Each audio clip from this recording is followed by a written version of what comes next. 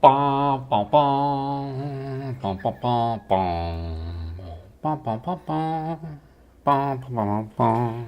Bum, bum, bum. Bum, bum, ba-da. Ba-ba-da, ba-ba, ba-ba-ba-ba-ba-ba.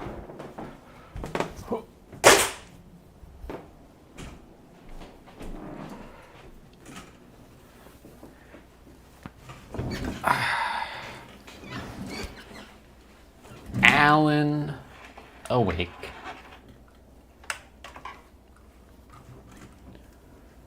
He was a sleepy guy, but now he's out of the river, he's out of the lake, and he's gonna try to not make too many mistakes. I think that's the plot of this game. I think that's a good plot synopsis.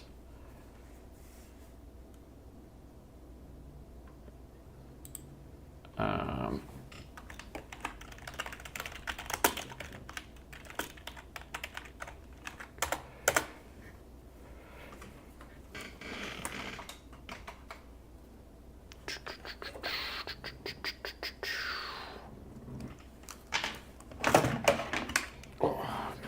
put my headset on here. Let's get chat set up. It's cold. It's getting chilly. I acclimate to the cold too quickly, and then I get okay with my apartment being like 60 degrees. I need to not do that.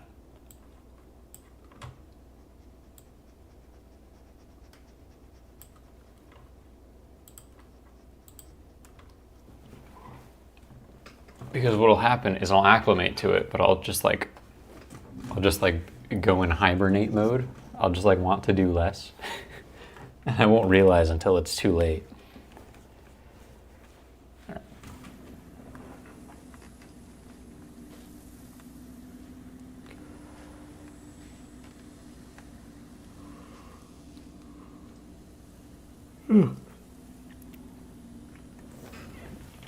Oh, the sun is so bright.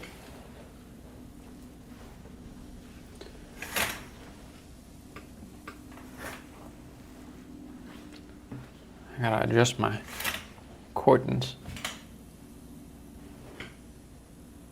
Oh, there we go. That's a good balance.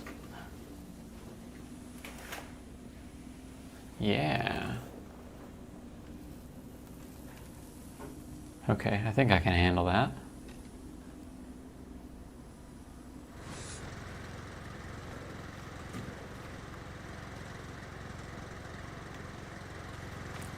What are we doing? Track down the clicker in the watery. Get the trailer key at the Coffee World gift shop.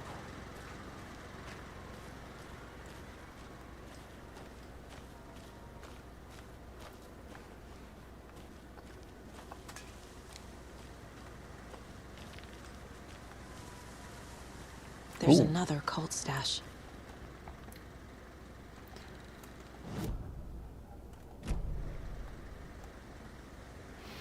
Hey, if you take the crossbow out, put it back in the stash when you're done. P.S. I changed the code as asked.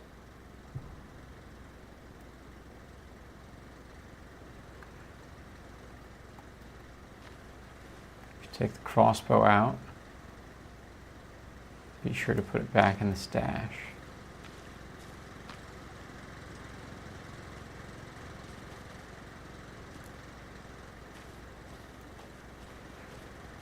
Is it just 235? Okay, so let's just 2. There is a couple of ways that I could interpret this. First, let's try the obvious, which is 235. No.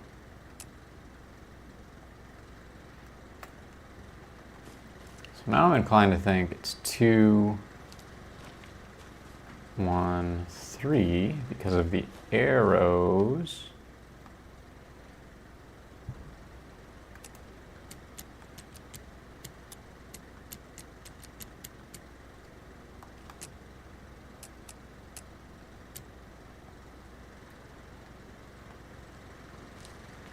Or perhaps it's 5,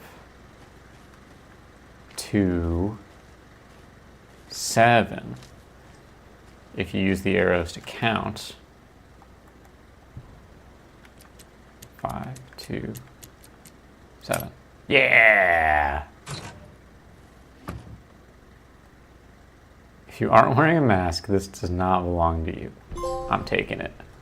Oh, yeah!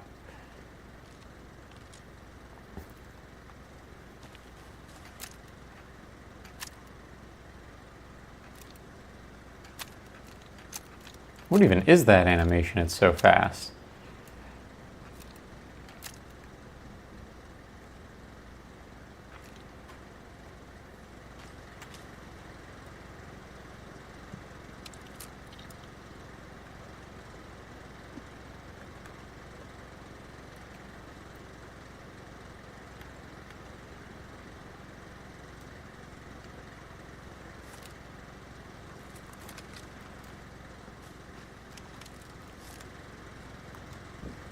Kind of low on all forms of ammo. Let's save so we don't have to get the crossbow again. That's good. Oh, this game instantly makes me want coffee, and I don't like coffee at all.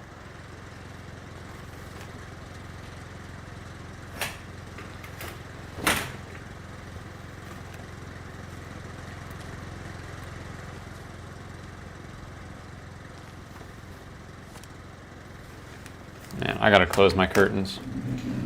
I wanted to leave them open to get some sunlight in here, but this game is so dark that if my curtains are open, there's too much ambient light and I cannot see the screen. Okay. Wow. Here we go.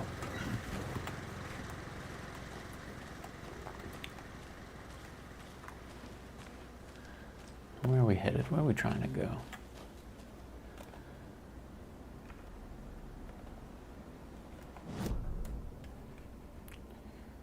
Peep the map. So we're here.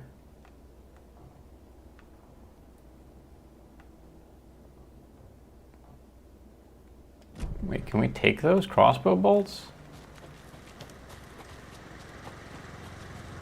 Free stuff? Oh yeah. Thanks, map.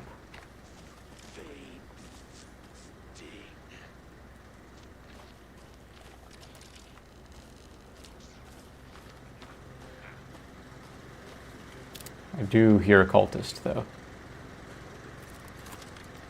Maybe we'll try out.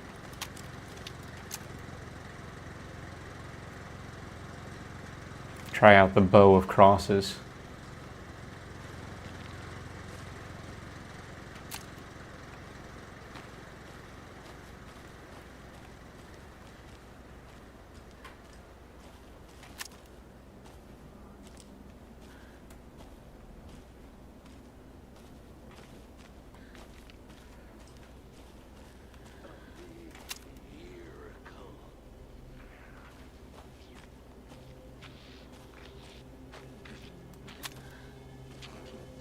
End of the road!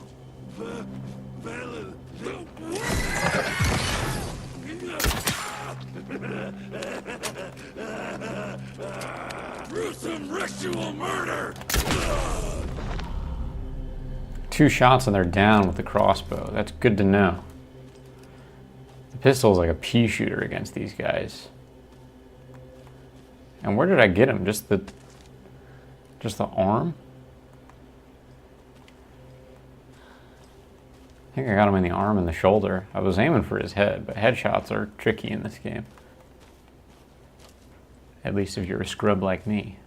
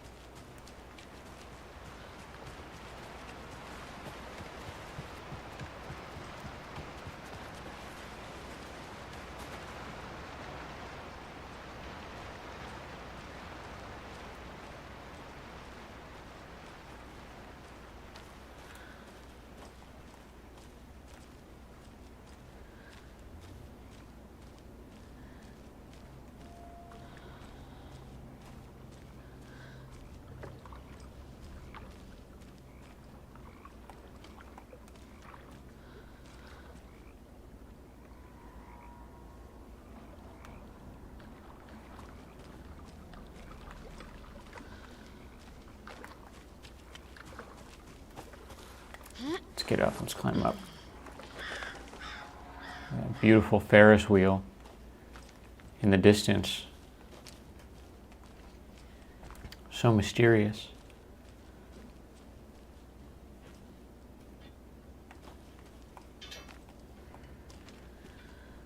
See fishing supplies. Anything else around? What is that? What is that? Hovercraft? Hold on.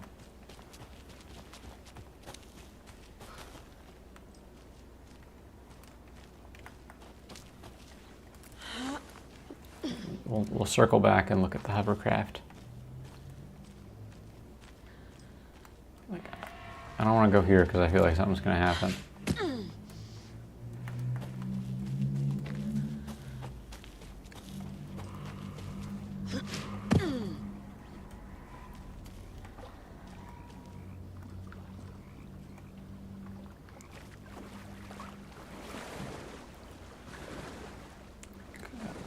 Got some hovercrafts out on the water. Interesting.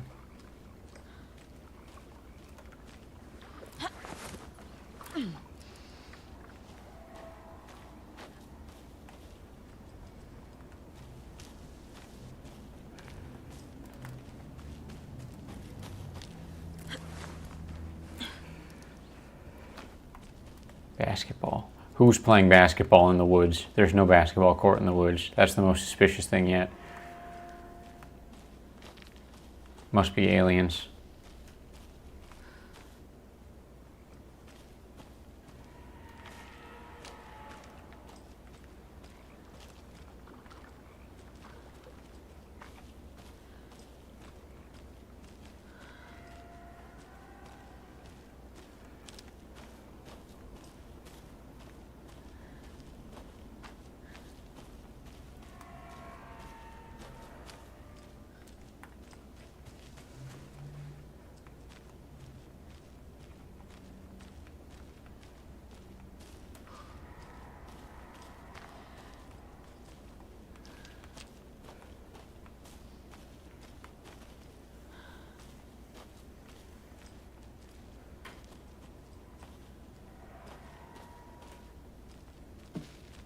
What's going on? What's in the cabin? Don't go in the front door of the cabin in case there's cultists in there. That's good detective work.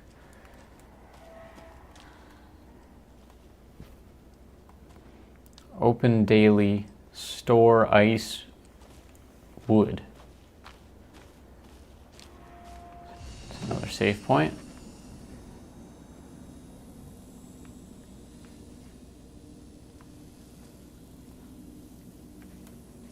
What do we have here? Some kind of note, some kind of written page, perhaps from a manuscript.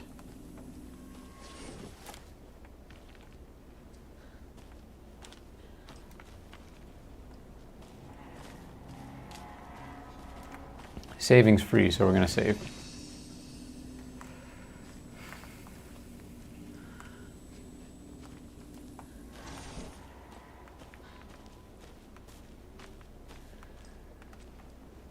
Balloons that stay inflated and are attached to a piece of rebar. Deeply suspicious. How do they stay inflated for so long? You ever see a balloon stay inflated that long? No. Let's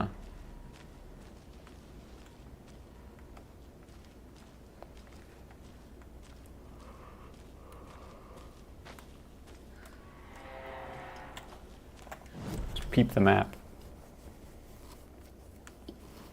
So we're here. We ought to go to the gift shop.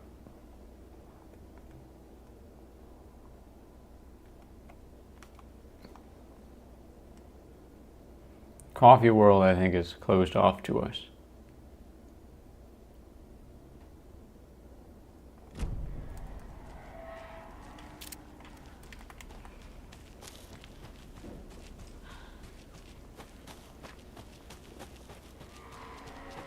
Hello? Oh yeah, Anyone here? gift No. shop. Did they get out? Did the Taken get them? Or were they turned into Taken? I'll need to get the key to the trailer park myself. Ilmo said the key is kept in the gift shop safe.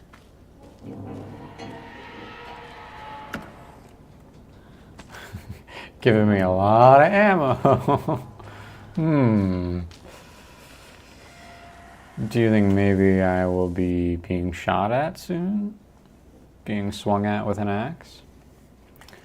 Coffee World Review notes. Pros. Coffee-themed names for rides are mildly amusing. Nice view of Watery from the top of the Ferris wheel. The mascots were trying their best. What else? Okay, coffee. Cons. Rickety rides, creepy mood, money-hungry owner. They killed the poor moose. 2 out of 5 stars. Hey, don't be... He seems like a nice man. He seems money-hungry, but in like a very small town, entrepreneurial kind of way. Where it's like, oh, I'm gonna start a cobbler business. Or like, I'm gonna open a local restaurant. It's like, that's fine. Yeah, do that, man. I'm gonna run a landscaping company. Sure, yeah, that sounds great. Do it up.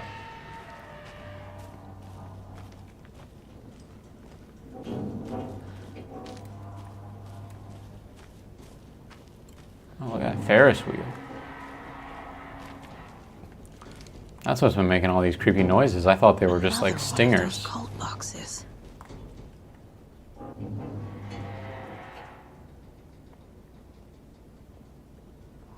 Only striped cups.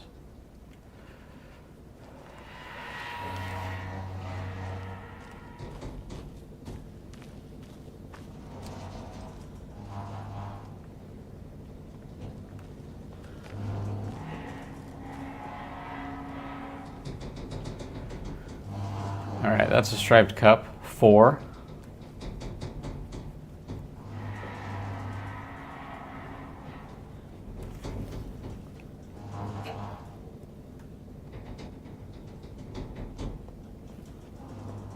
Seven.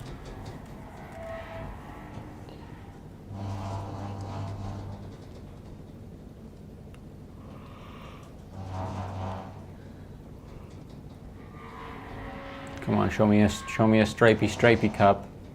Show me a stripy cup.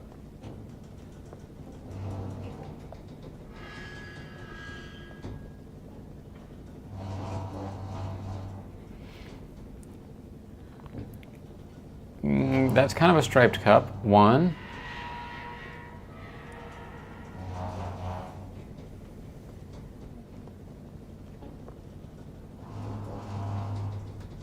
All right, 1, 4, 7. Completely random sequence. 1, 4, 7. Yes!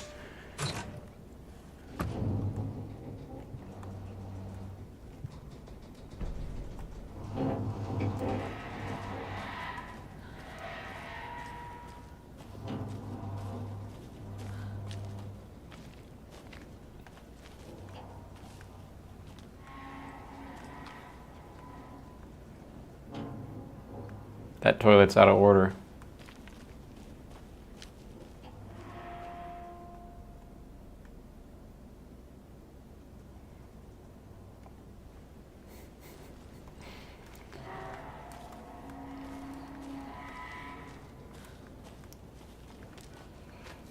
Yeah, this is a really weird venue for a theme park. I feel like they should have leaned more into the kind of murky, misty quality of this region of the forest. Like, I've never seen a theme park just in the woods like this.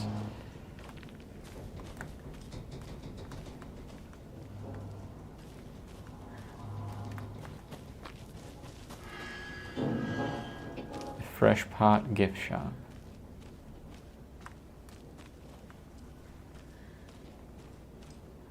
Locked. Need something to jimmy it open with. Jimmy it A list of open. maintenance work. A screwdriver. Huh. The lock is jammed again. I forced it last time with a screwdriver, which has disappeared. Ah, put shit back when you use it. I agree. Logged maintenance. Coffee World entrance sign defaced, cleaned with detergent, wax sign. Should be good until someone tags it again tomorrow. Victor. Slow roaster pot is stuck, won't swing. Hit it with some WD-40. Seems good for now. Jocko. So they're just doing it. They're just doing it themselves. Fallen tree near Latte Lagoon. Should probably call the tree guy. Chainsawed and removed, keeping the wood. Jocko. Several burned out bulbs on percolator, replaced and ordered more bulbs. Stewart. Oh, who's Stewart? Squeaking on Latte Lagoon car B, tighten the bolts, less bad now. Jocko. Percolator control panel jammed, remove the front with a screwdriver. Found a penny in there. Stewart. All right, where's the percolator? Where's the percolator? Show me the percolator. Take me to the percolator. Well, man, I wanna explore all of Coffee World now.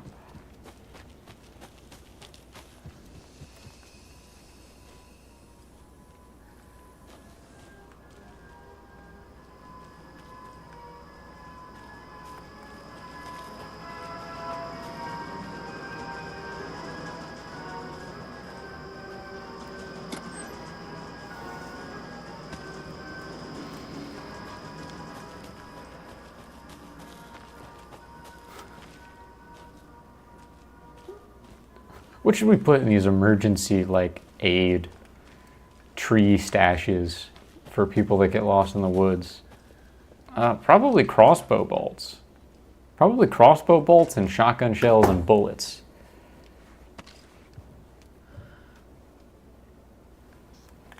Inventory full.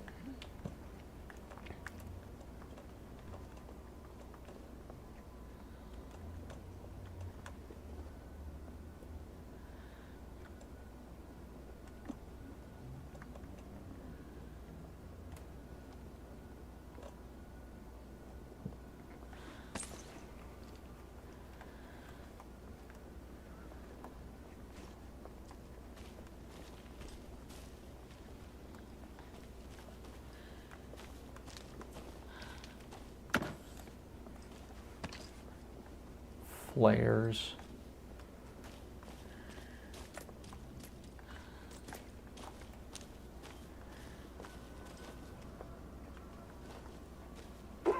Jesus!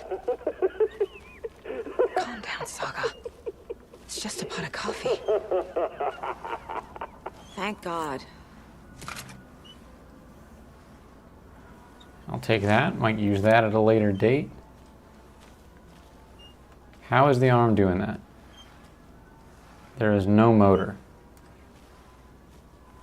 There is nothing that would cause that to swing. That is the creepiest thing I've seen yet.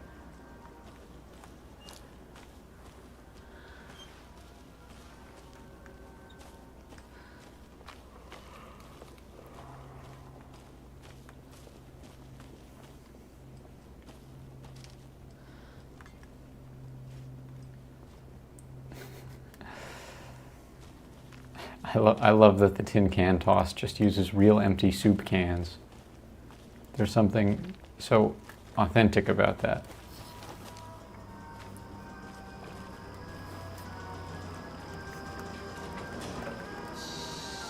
Okay, then.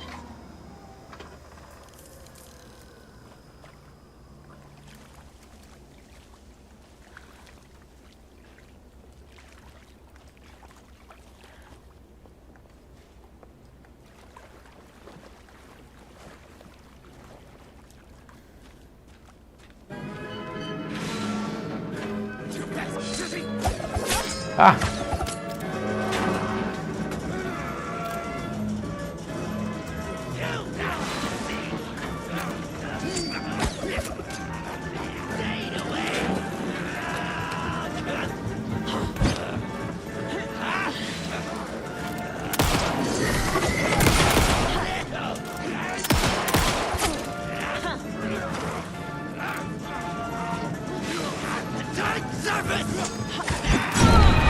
Ow!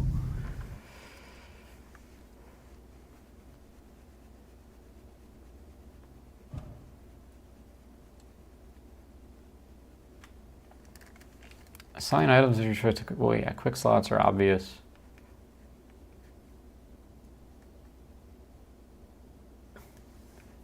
Happy early birthday card. Thanks for stopping by and saying hello. Good luck planning your birthday party. That sounds super fun. I hope I get an invitation. Break rooms are accessible. Yeah, I hate when game tips are just like, did you know that you can access the inventory with triangle? Yep. Okay, then.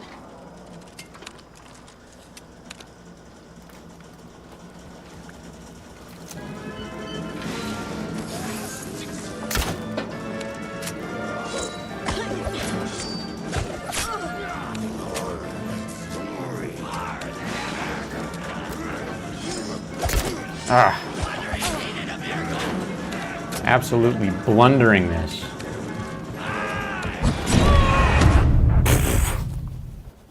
Trash.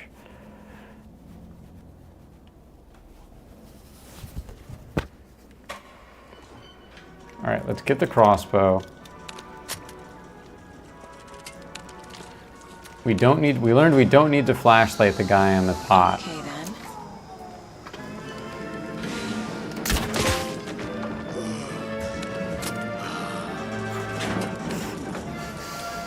I hate when I need to rely on like anticipatory insight to take out an enemy like that.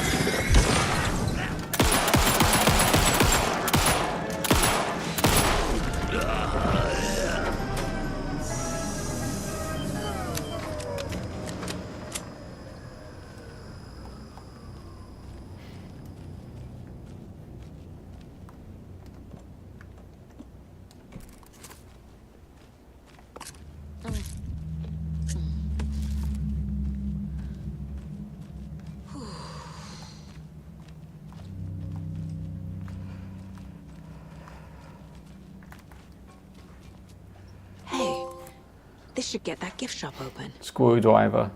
That's a big screwdriver. Why is stuff always too big in games?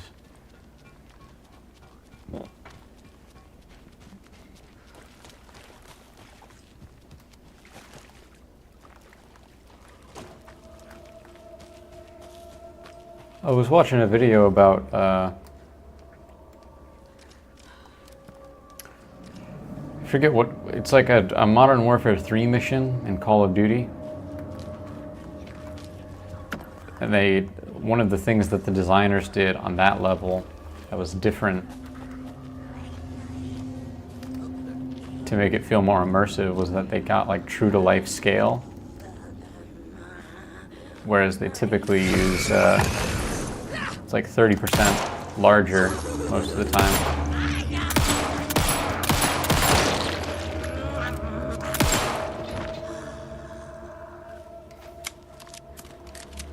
Ooh, my gosh. Whoa. Absolutely blasted apart.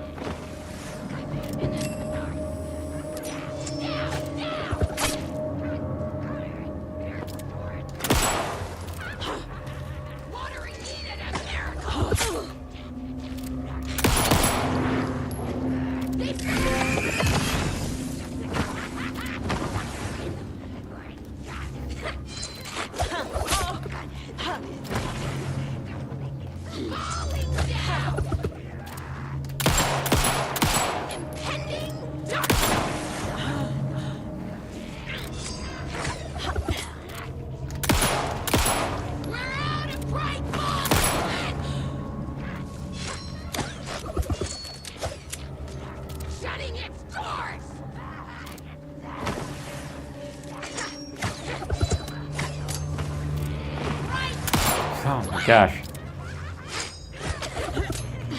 The world's tilted!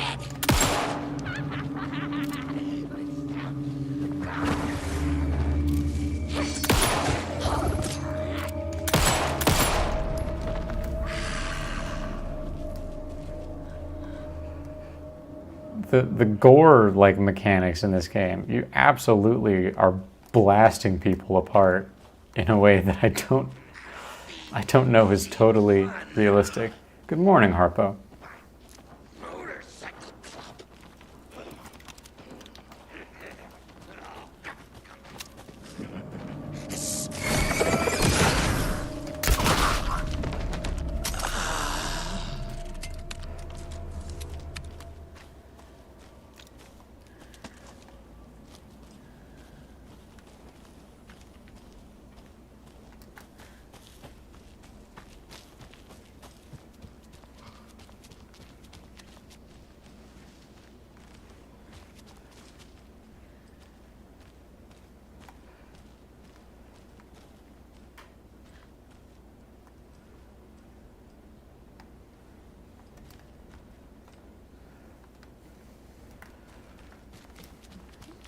Where's the gift shop again? It's just full circle.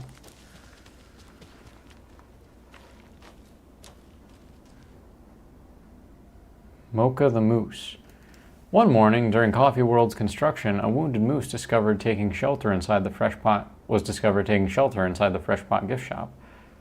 Though limping from a leg injury, the wily moose proved too quick for wildlife rescue. After a long and unsuccessful chase, everyone stopped for a much-needed coffee break, brewing up some of Coffee World's finest.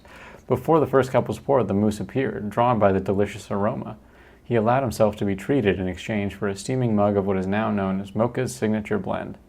Since then, Mocha the Moose has become a beloved fixture of Coffee World, welcoming guests from across the country, as well as personally taste testing each of our roasts to give them the Mocha seal of approval.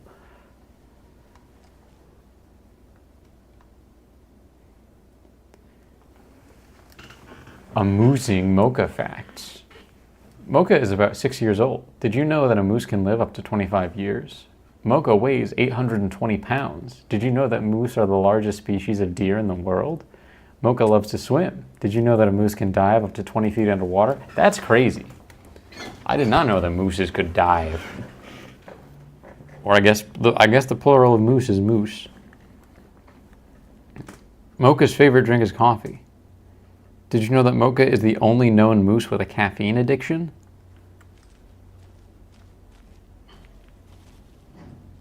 It's just a drawing of a moose.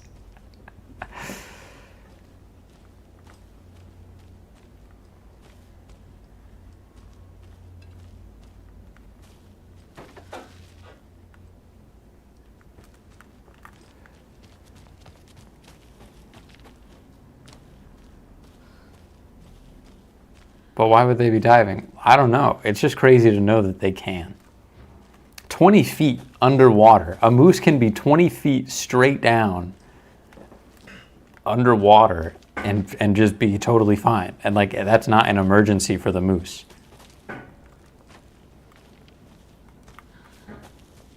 You'd think that would be a moose emergency.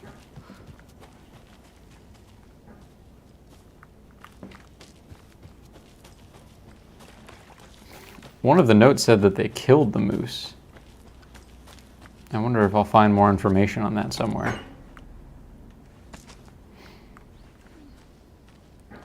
Fresh Pot gift shop. All right. Yeah, let's get back to the gift shop.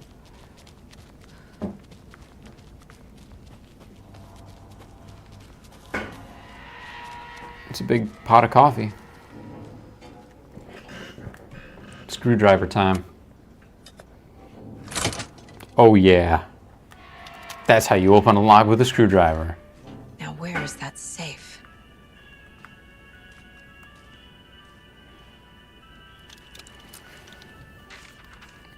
Manuscript page.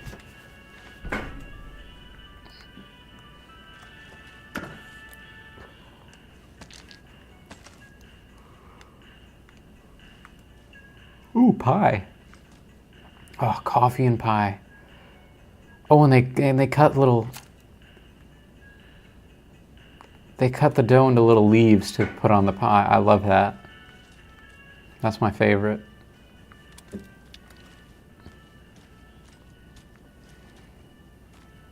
Our team. I'm pretty sure I killed one of these people, or maybe a few of them. All right, let's see. Susan runs the Lost and Found. That's an easy job. How? You need a full-time Lost and Found person? How much stuff is getting lost here? Stuart, maintenance. We read about Stuart. Thomas, the ride operator. Jonas, security. Jonas is not very intimidating. I would not feel very secure knowing that he was protecting me, to be honest. Nina, gift shop. Victor, janitor.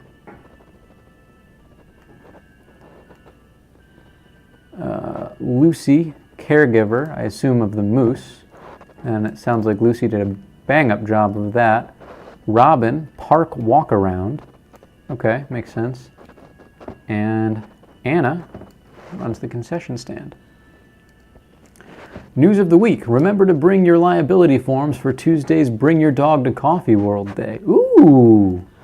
Congratulations to Thomas for completing his first year at Coffee World. As usual, this work anniversary earns you a free packet of freshly ground coffee. Hey, that's better than a sharp stick in the eye. The percolator is unfortunately undergoing maintenance, but don't worry, we will fix it as soon as possible. It looks like there's a happy crew here, like a ragtag group. I could see like a sitcom about these people trying to run this shitty little amusement park. I guess a toy knife will do.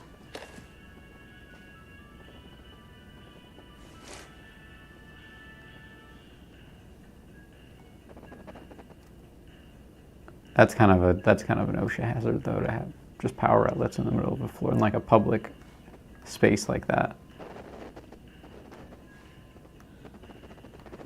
Like, it's genuinely kind of quaint and kind of charming, this whole thing. Like, they got the boxes with new inventory in because they don't have a back room, so it's all just here.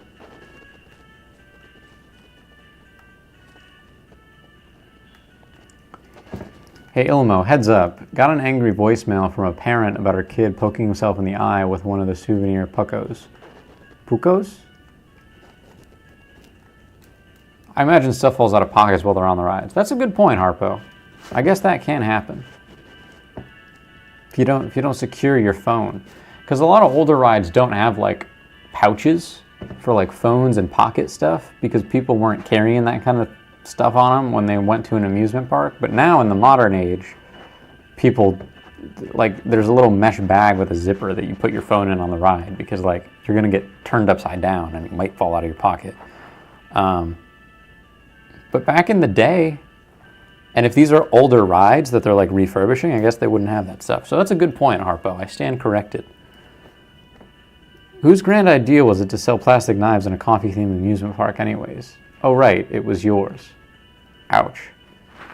Jeff, I need another moose favor. Mocha was doing just fine. He even got a glowing vet report. Then bam. They say it was a heart attack. I'm not blaming you. Maybe he just had a bad ticker. No tolerance for stimulants either. We're telling the kids that Mocha's taking a little vacation, but I could really use your help ASAP to maintain continuity.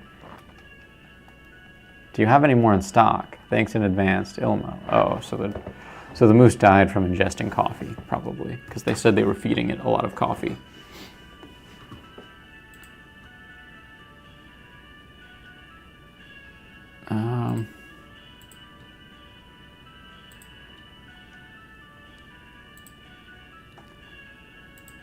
I'll be right back. I'll be back. Stay tuned. Just gotta take 5.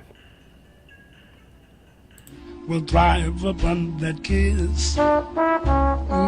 Sweetheart, I ask no more than this. Hello, welcome.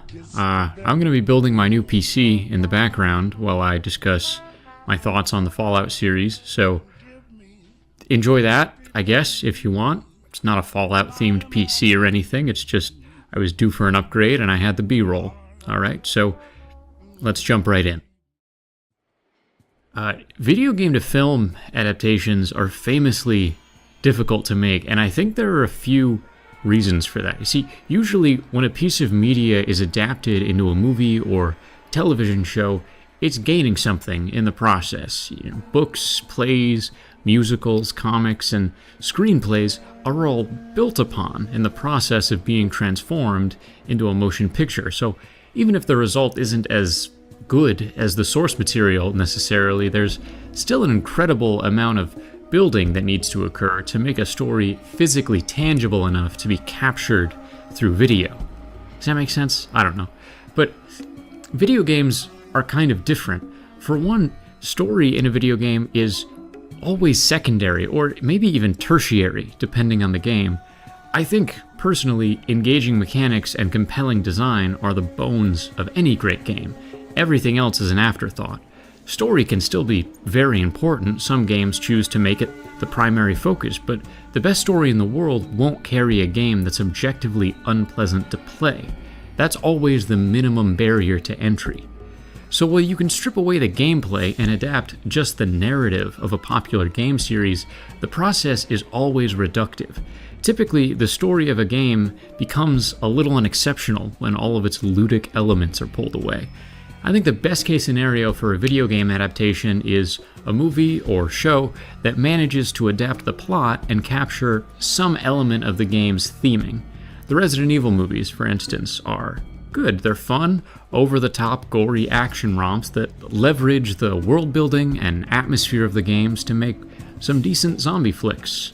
The Last of Us series is a nice way for people who haven't ever or wouldn't ever play the game to experience the compelling narrative that gamers were introduced to all the way back in 2013. I think it's fair to say that in both of these instances, even though they are successful video game adaptations, the end product still sits decidedly in the shadow of its source material. It's like a well-executed taxidermy in some ways. It's like, okay, yeah, that's cool. I can put that in my living room, and I can't put a real fox in my living room, but a real fox can do a lot more than, a taxidermy fox. And look, don't get me wrong, sometimes this is totally adequate for adapting a game. It results in a movie that's fun to watch and absolutely worth pursuing if you want to, but it seems like movie studios have struggled to figure out how to actually build upon a video game instead of just salvaging it for useful parts. The Fallout show manages to be different, and I think it accomplishes that by doing one extremely important thing. It doesn't adapt the games. It adds to them. This is an ambitious exercise. Others have tried it to a limited effect. In the past, when a movie and game share a universe, they tend to steer clear of one another when it comes to plot. And I think this often happens because there's limited communication between the creative teams of separate projects, especially something as different as a video game and a movie. So it's better to just isolate the stories beyond the occasional character cameo or Easter egg. Otherwise, they'll inevitably contradict one another, and one of the two will have to be steamrolled in order to maintain the canon. This is what happened with Arcane, the League of Legends show on Netflix. The lore of the games up to the point of the show's release was a little bit muddled and contradictory, so the show was advertised as taking place in-universe and being official canon content. In Arcane's case, the game's lore was messy to begin with, so it was convenient to let the show overtake it as the primary source of truth for fans. But think about the Star Wars games or something like Cyberpunk Edgerunners. They're canon, but within their respective universe, they're completely unrelated from the story of the original piece of media that inspired them. Leading up to the release of the Fallout show, Jonathan Nolan, the director of the series, said, "It's almost like we're making Fallout 5. And I was pretty suspicious of this claim because usually something as risky as a Fallout TV series would never be given the keys to the franchise kingdom. Because even when a project like this is poorly received by fans, it typically still manages to make a profit. So if that's the case, why not just tell a generic story that carefully steers clear of the established lore of the games? That way, if it fails, it's easier to sweep it under the rug and ignore.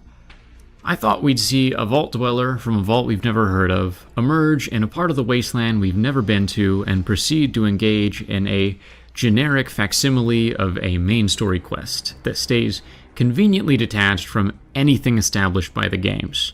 And I was sure that any connections that were made to the games would be carefully curated, Bethesda-approved story elements. Nothing concrete.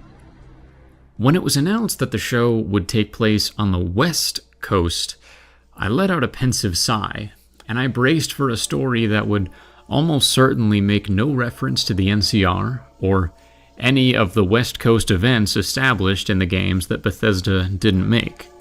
I prepared to see plot elements and designs ripped straight out of Fallout 3 and 4, which take place on the other side of the country.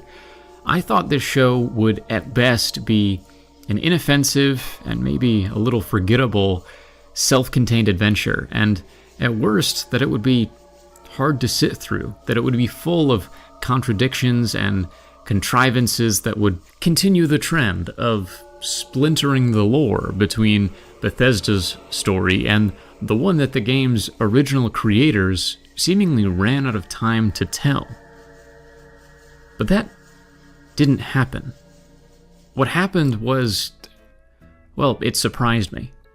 And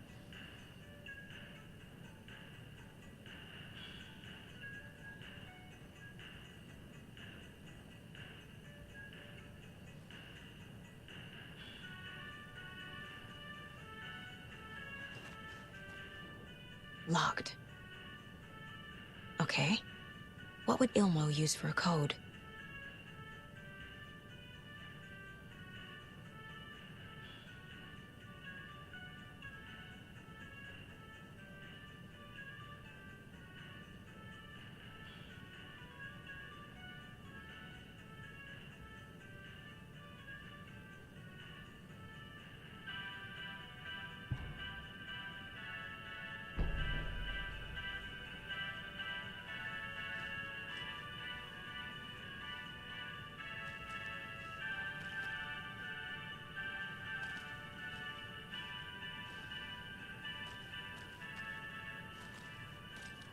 Coffee World staff. Hope they're not all monsters now.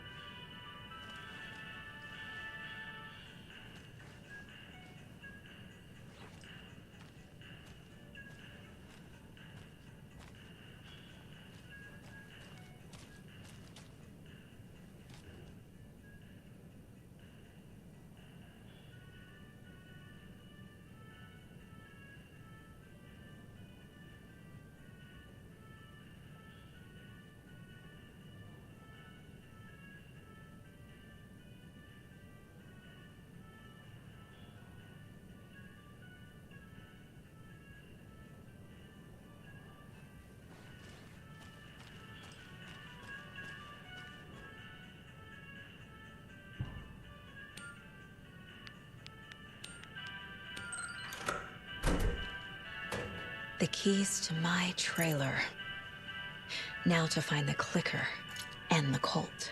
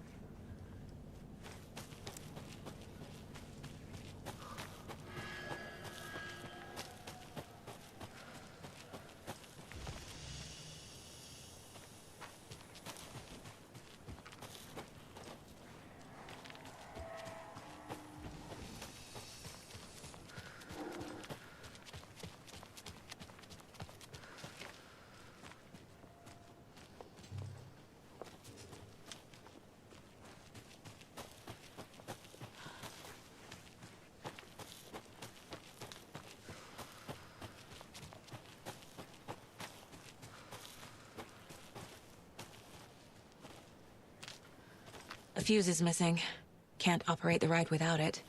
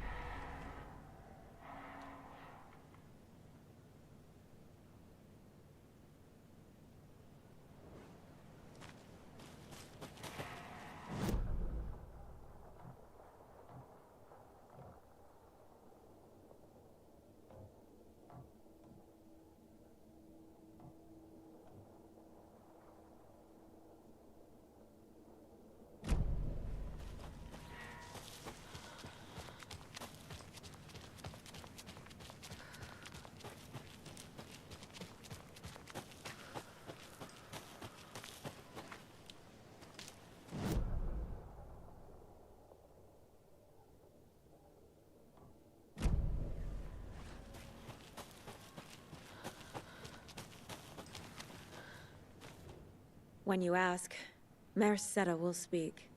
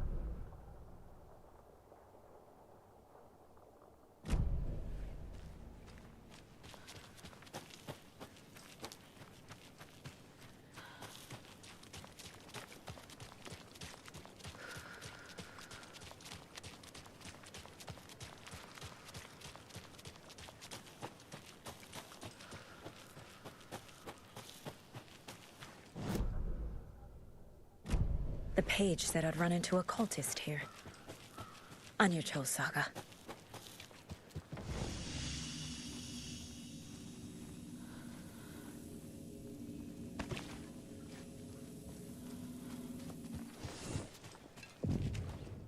Merceda is not afraid of the rough questions.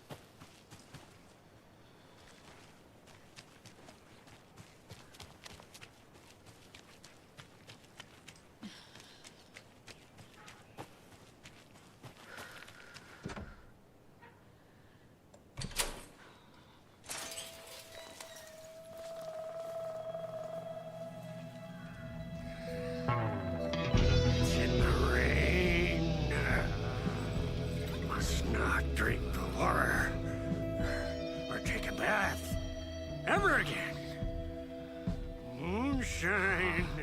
Only drink the moonshine, brother.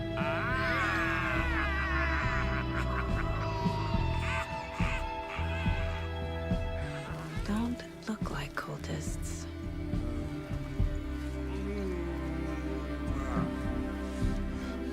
That's not helping.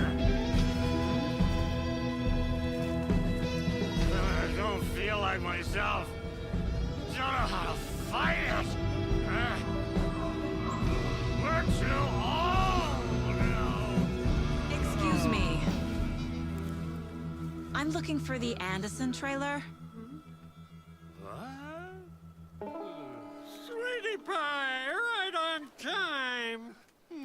Like we were just saying, it's not true.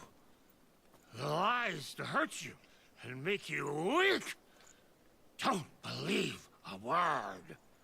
They believe because deep down, they want to be told what to think. We're different. Rebels!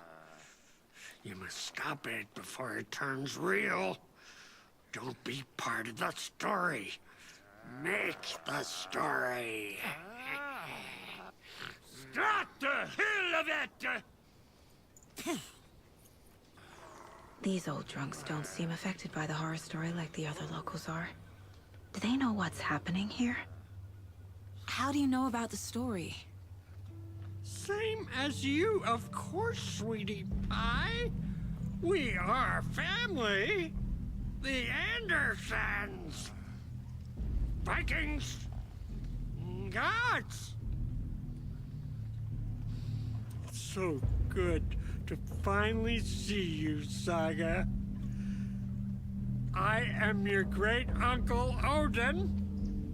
And this is your long-lost Mordefar, Thor. Sarasota. He is your grandfather, and I am the All-Father.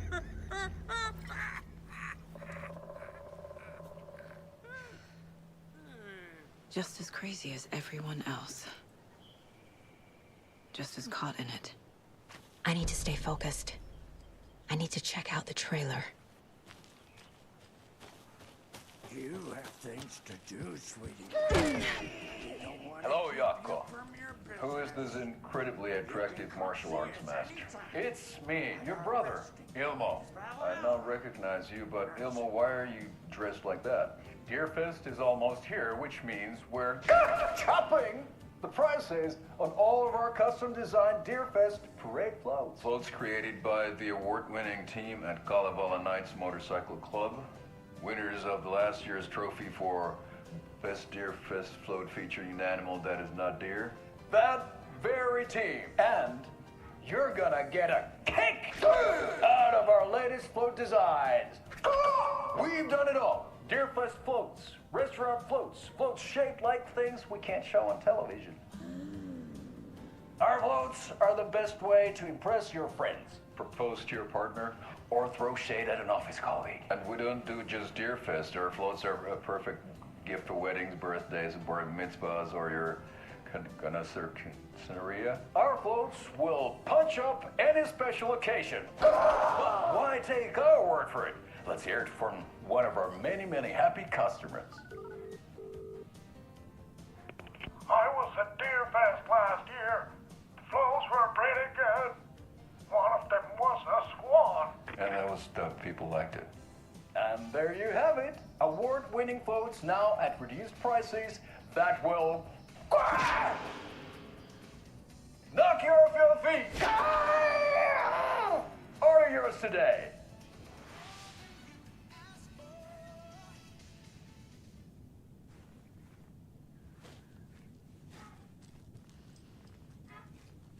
You were a handsome deer.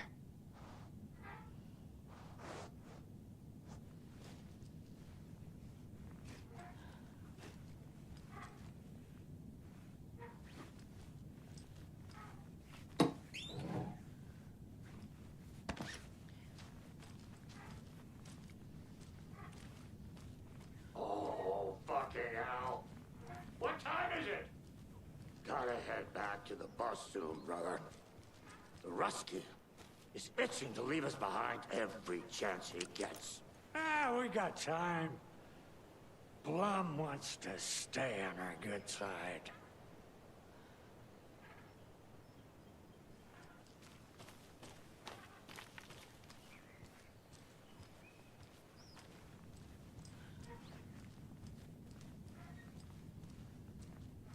Do you think we missed Audie's show? Who cares?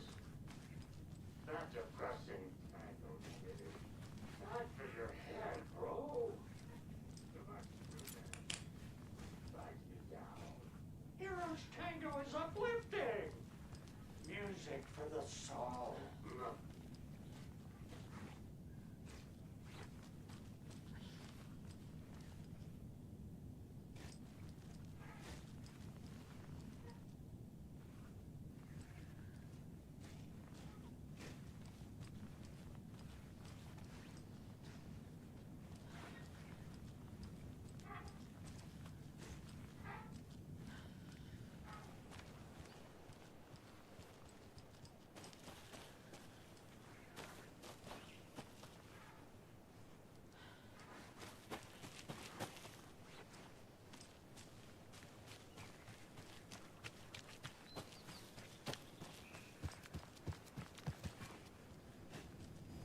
Reeks of booze.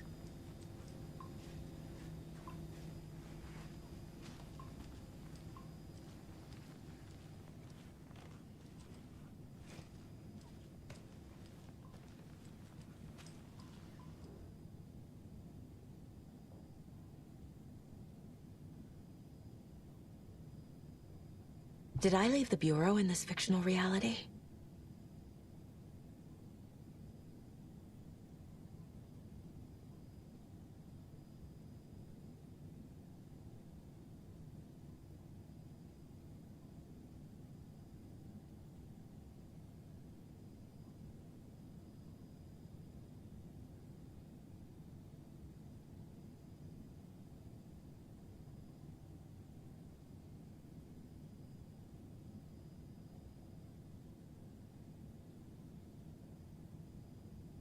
A pun book from Ilmo. Are we close in the story? That might explain some of his behavior.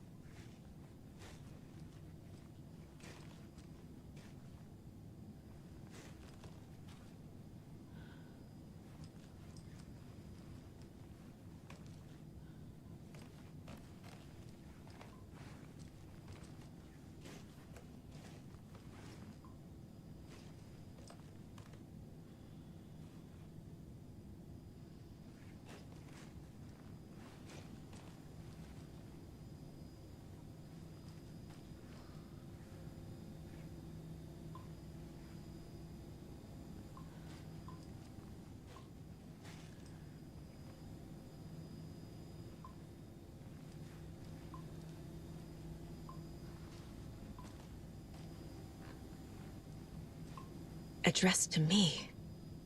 From years ago. Wake was right.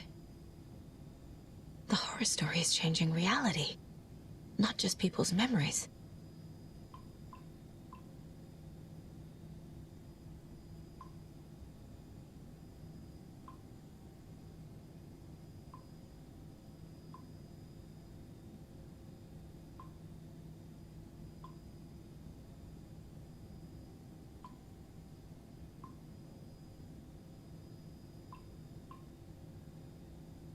This card has Mom's handwriting.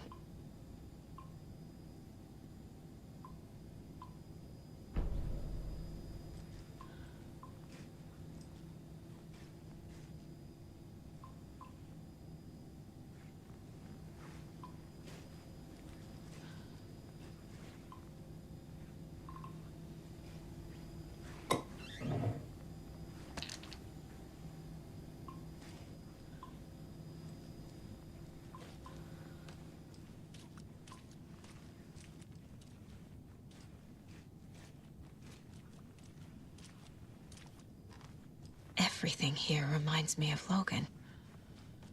This could be her room. This is getting too real. Too personal.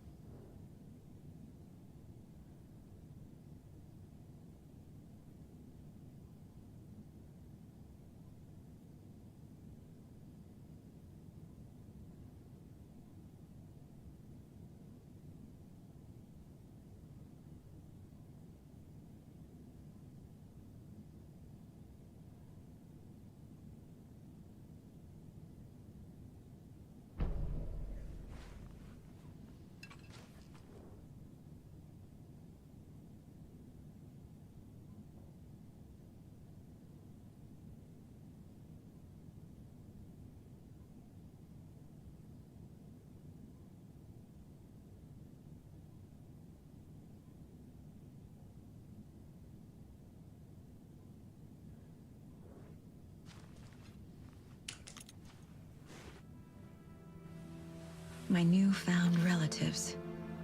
Cozy with the cult of the tree. And that's the clicker. In the hands of the cult, just like the page promised. Carnival Knights. That's the motorcycle club the Koskela brothers are in. I'll take Odin and Tor up on their offer and visit their nursing home. Right after I find this biker workshop.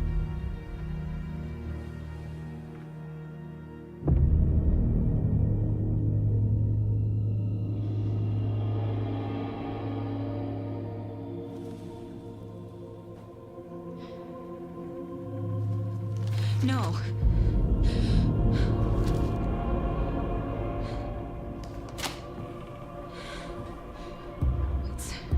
It's not true. It's just a fucking story. It's not true. Logan's back home. She's fine. Fuck. She's at school. David. I'm in the story and it's coming true. Wake said Scratch would try and hurt me with the horror story. But he said there's still time to stop this. That he can stop this with a clicker. Hey, this is David. Leave a message. David? Is Logan okay? Call me back as soon...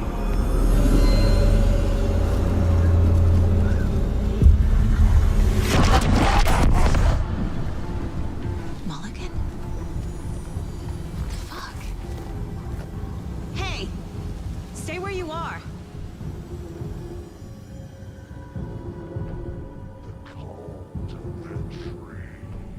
Mulligan is a cultist? What the fuck is going on here?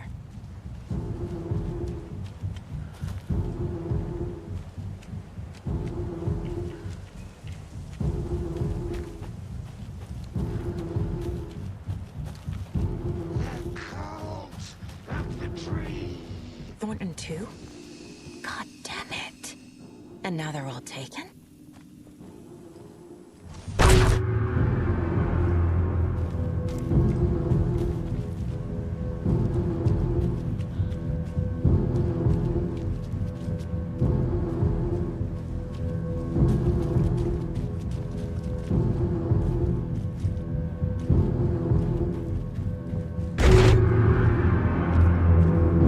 The headline about Logan wasn't real.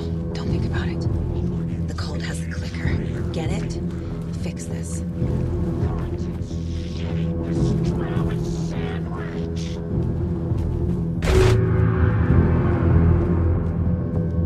This is the workshop from the photo with the cultists.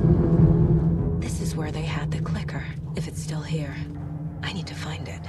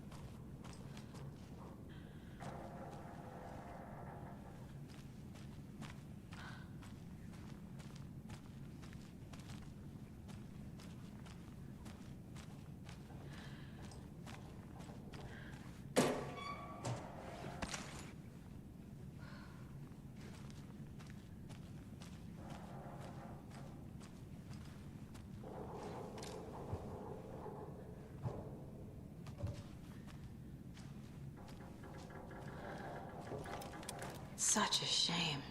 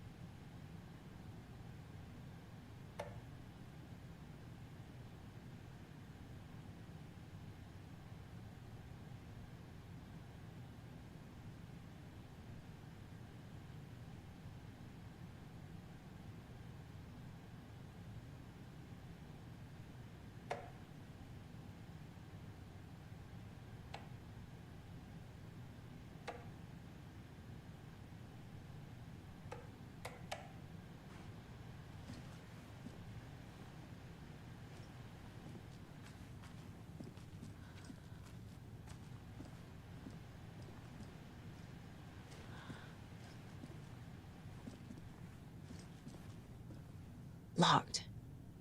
They must be in there. There has to be a way to get this lock open.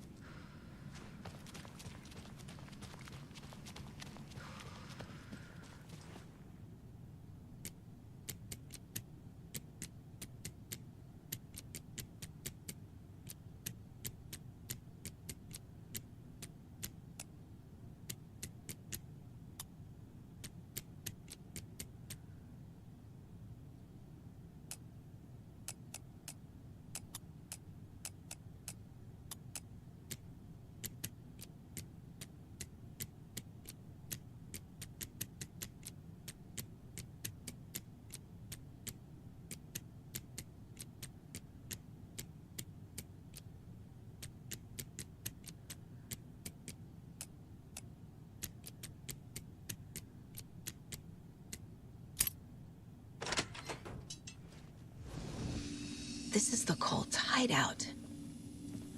Their headquarters, even?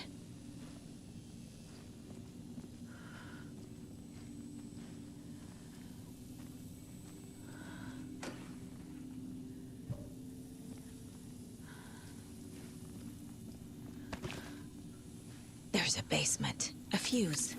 I can use this to get the Espresso Express working.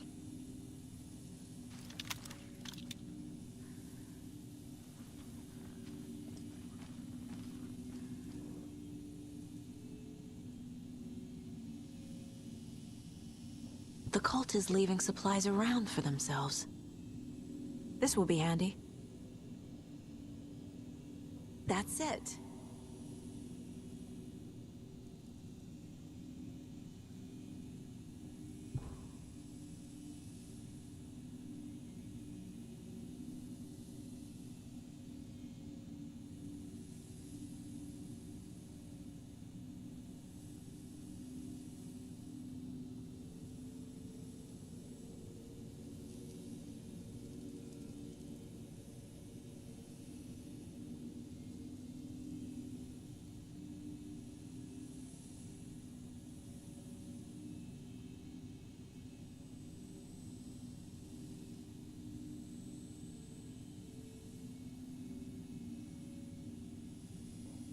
The Nightingale ritual wasn't completed. The cult isn't well organized. People aren't following orders.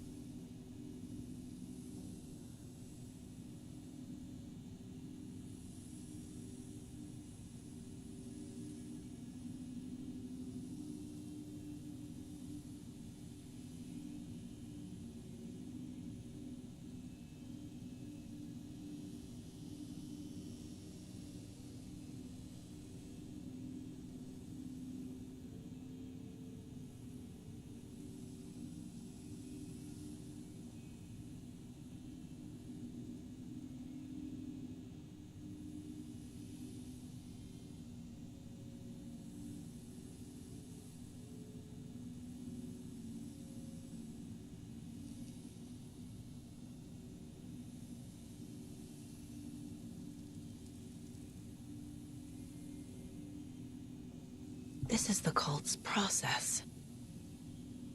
Their ritual.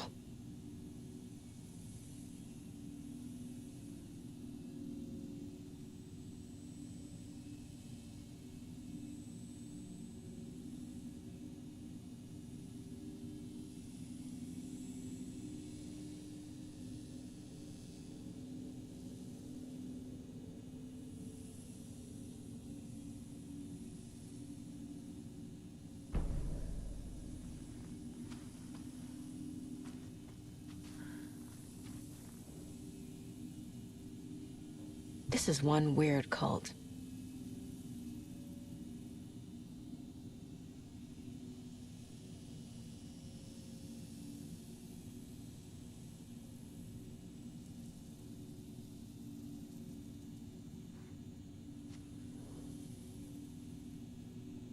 Rose. She's that waitress from the diner.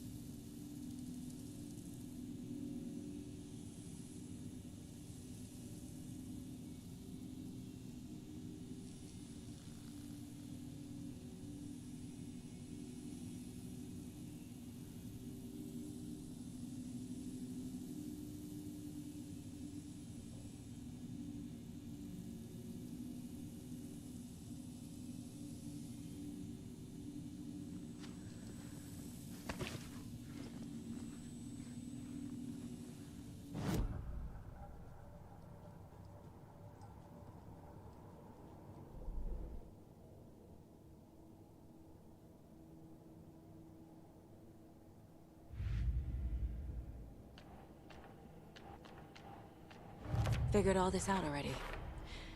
So this goes here, and that goes there.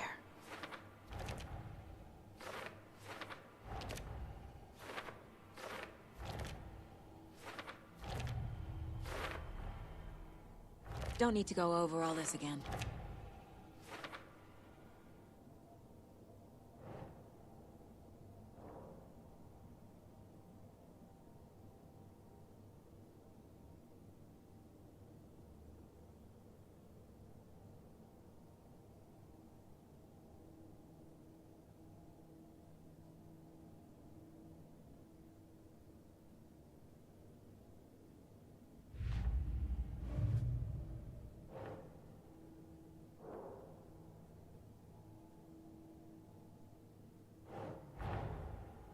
The photo proved the cult had the clicker.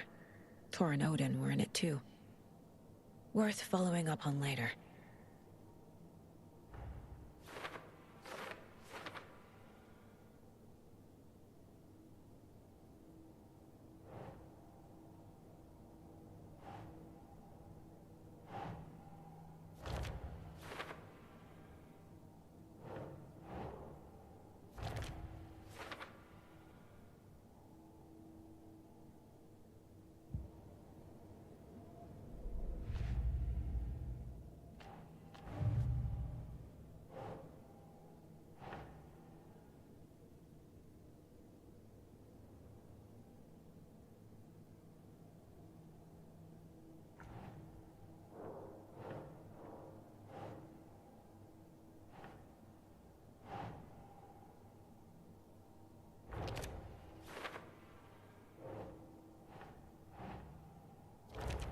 No. Logan's not dead.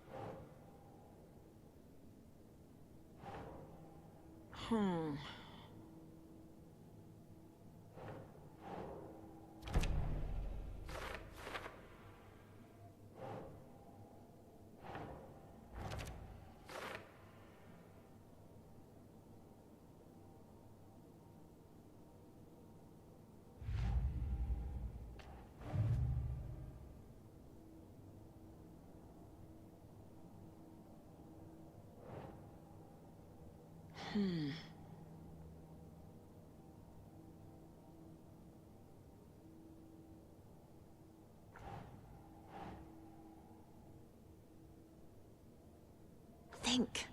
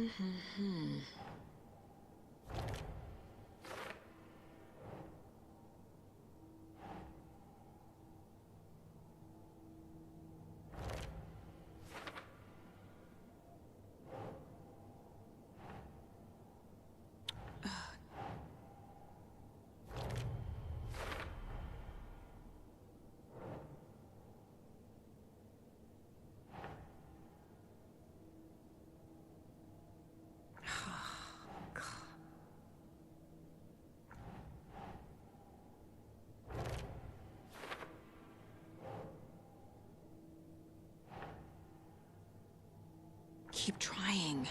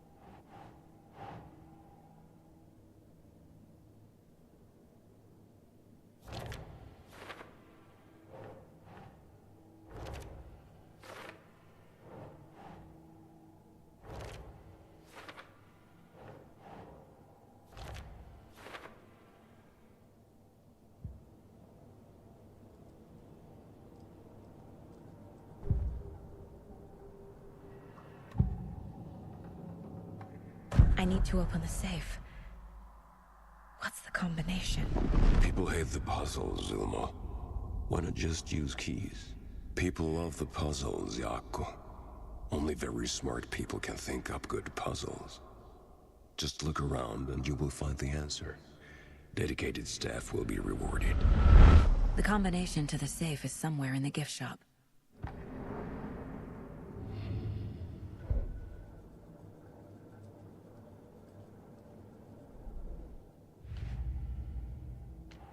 I already took care of all this.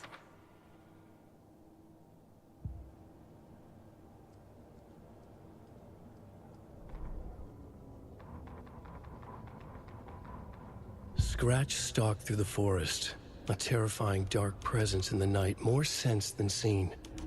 Darkness boiled in his skull, like a storm cloud crammed into a bottle. The woods were alive with those he had taken.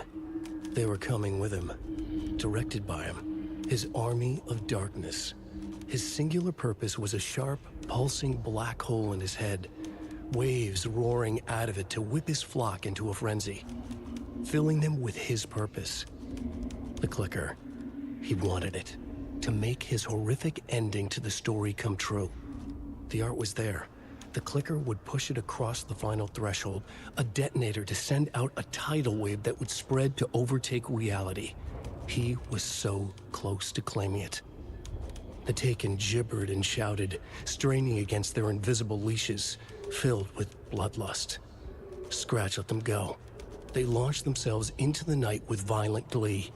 He ripped a signpost from the ground, swung it in his hands as if it was made of air. Ahead, the music started. It called him on. Let the final Deerfest commence.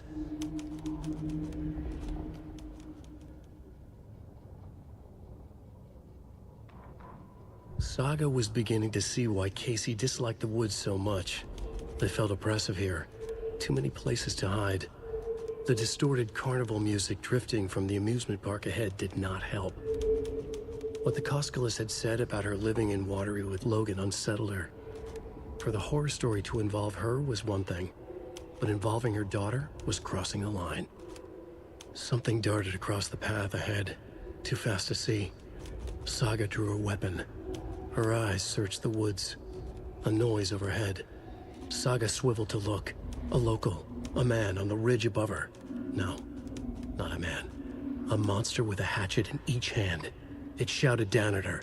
Hunting season was a bust!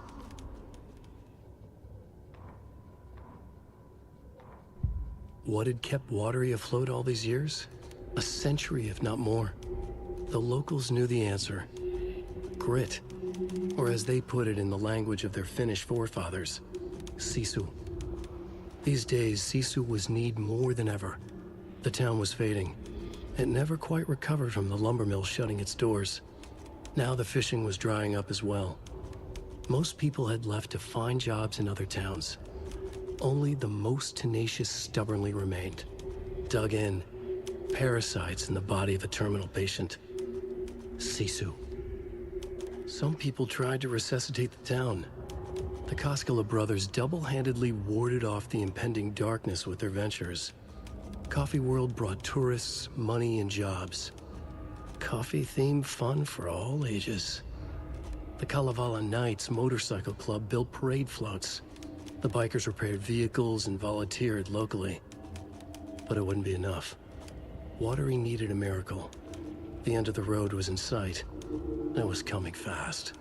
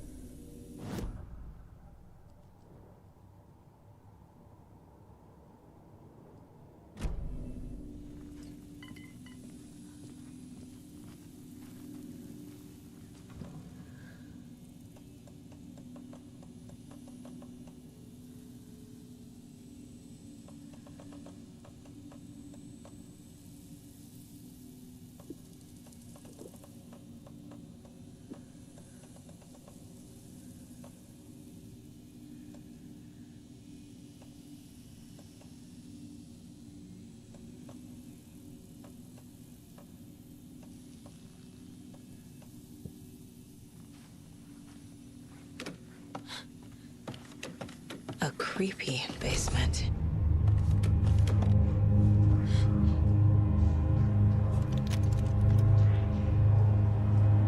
Shit.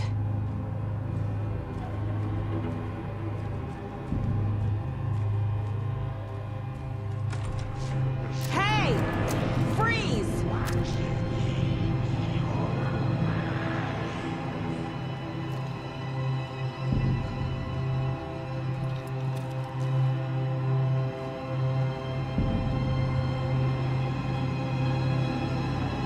That's the clicker.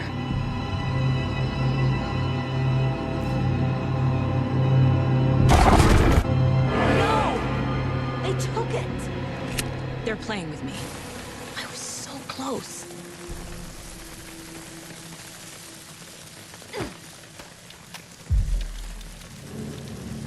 There was another overlap here in Watery. The parade float was the key. Mulligan and Thornton had gone there, taken the clicker, left this monster here to stop her. There's an overlap here, like there was at Cauldron Lake. Mulligan and Thornton are like Nightingale. Inside, waiting. And a parade float is the key. Atakan is upstairs. This was a trap.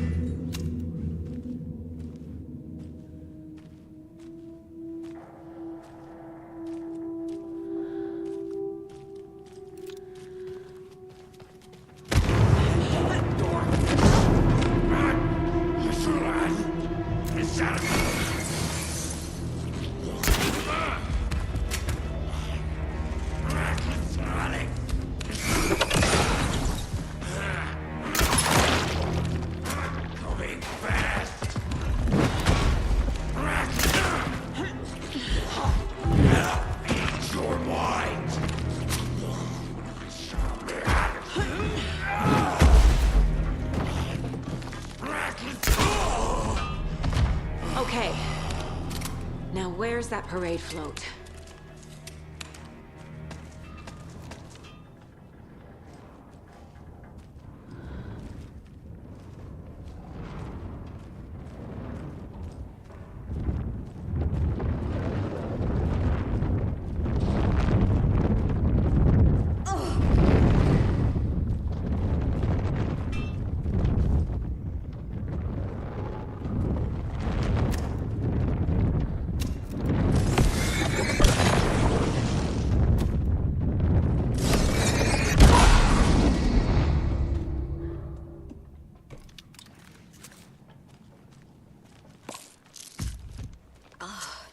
Is this the parade float the page mentioned?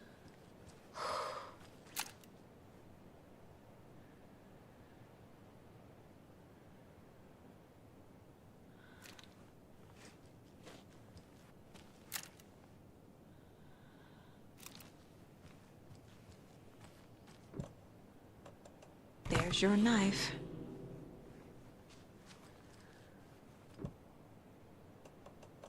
Some creepy laughing for atmosphere.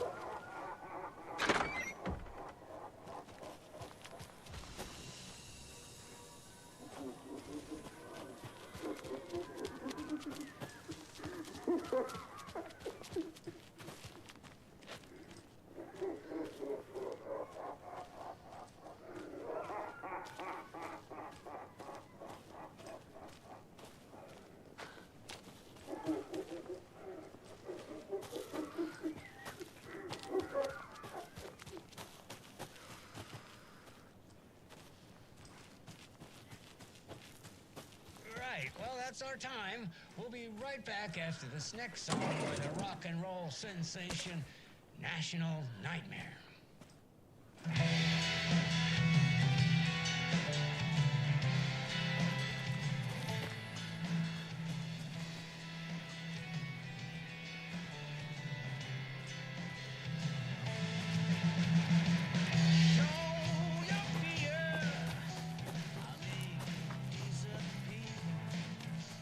And another lunchbox.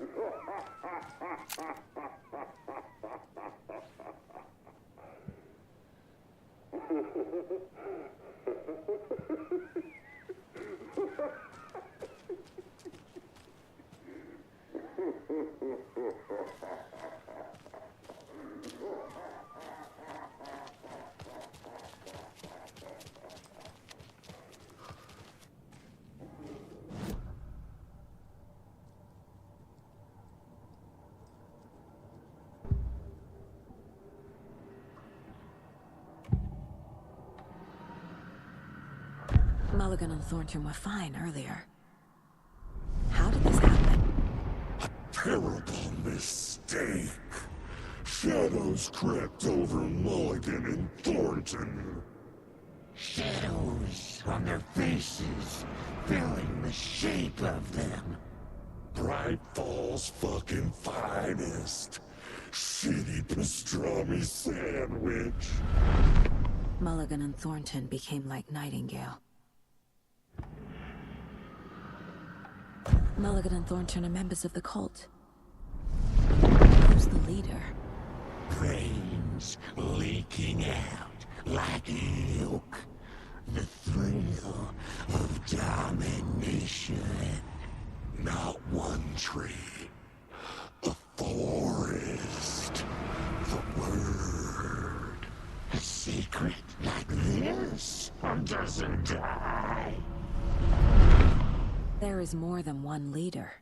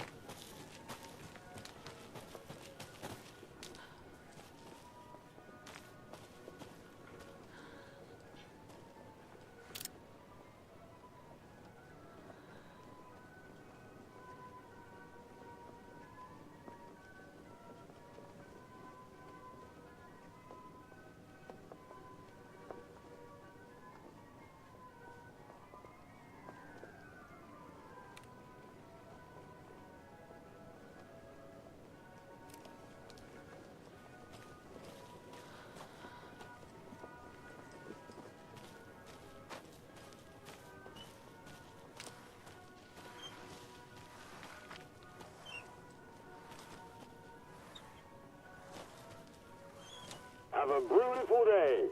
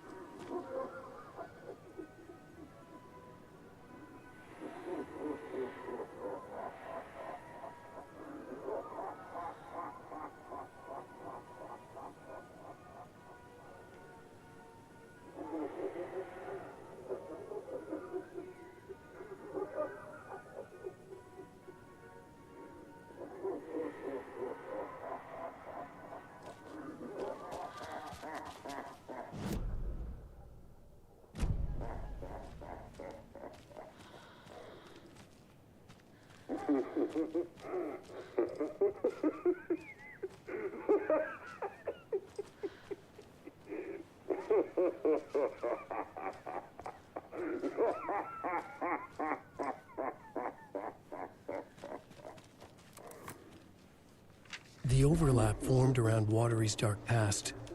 The ritual to enter was tied to crafting the float. Art was the key. It had the power to let Saga in. At Cauldron Lake, giving the poem and the heart to the witch sign opened the overlap. Here, it's the parade float. But it's incomplete. So this is the Koskela Brothers parade float. Looks like only 4 pieces are missing. The mask is the only one without a location listed.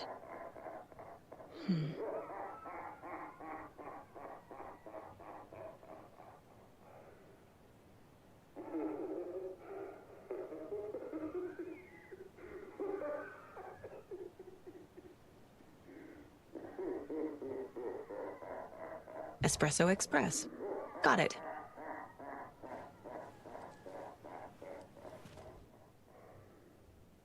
Fair Trade Fund Zone.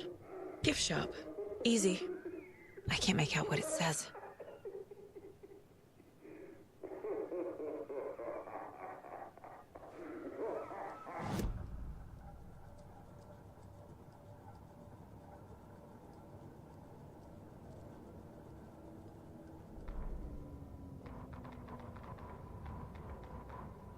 Ilmo stood in front of the parade float, turned dramatically to his crew.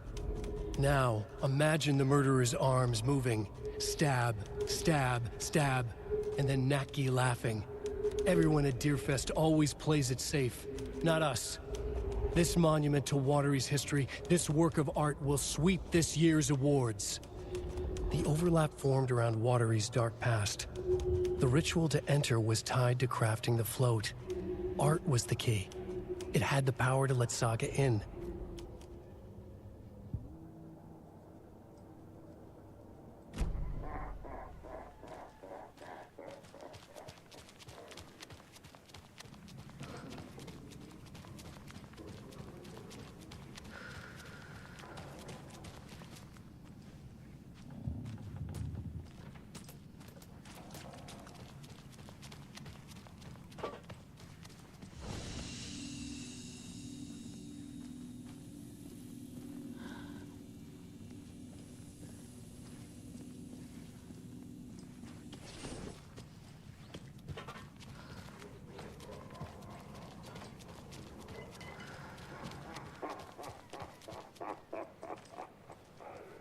This is one disturbing parade float. How come one of them is wearing a mask and the other isn't?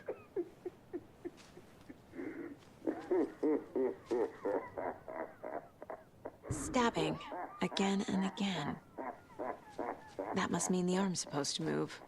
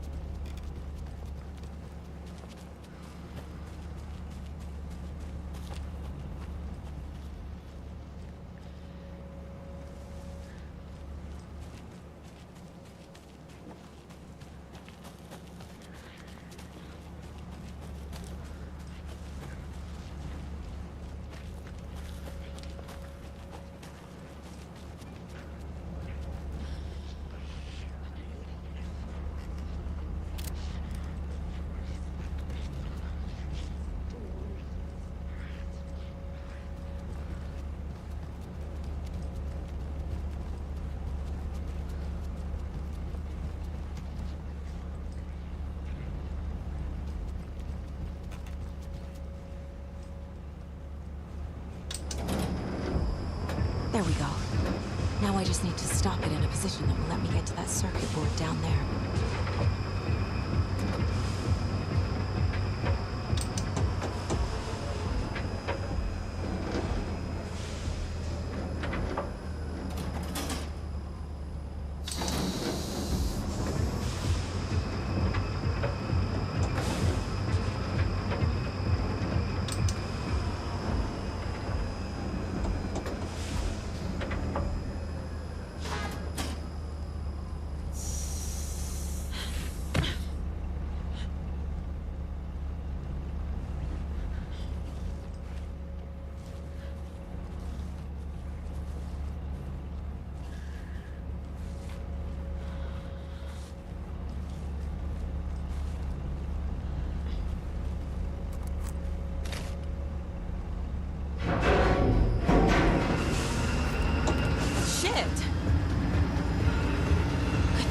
Writing that.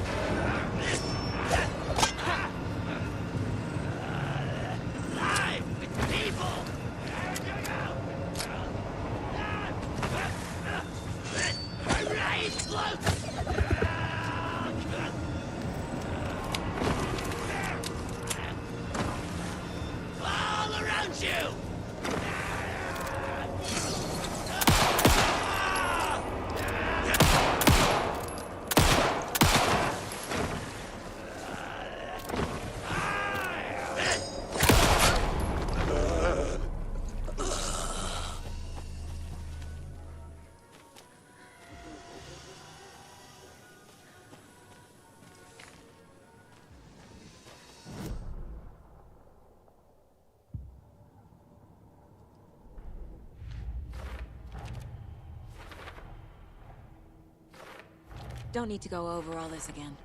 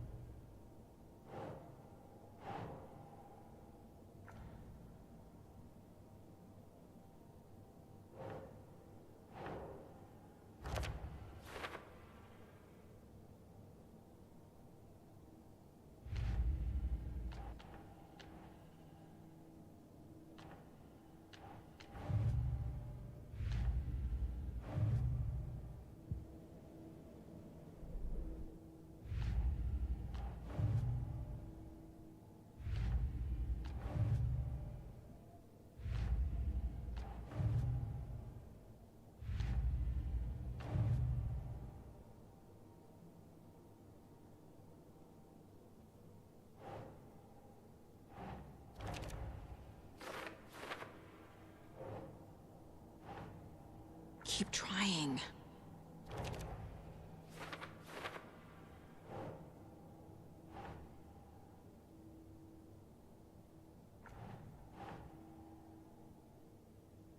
Makes sense.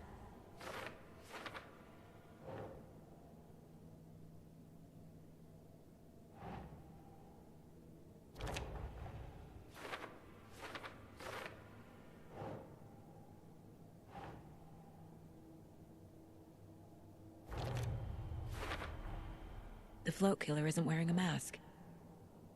Maybe he needs one.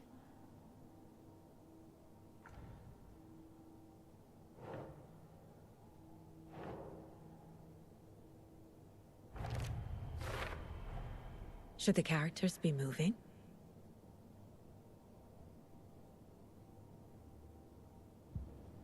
What's missing from the parade float? I need to put it together.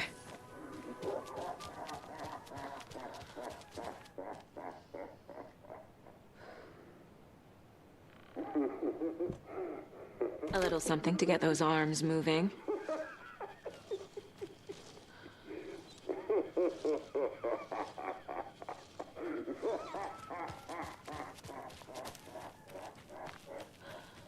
I need bolt cutters.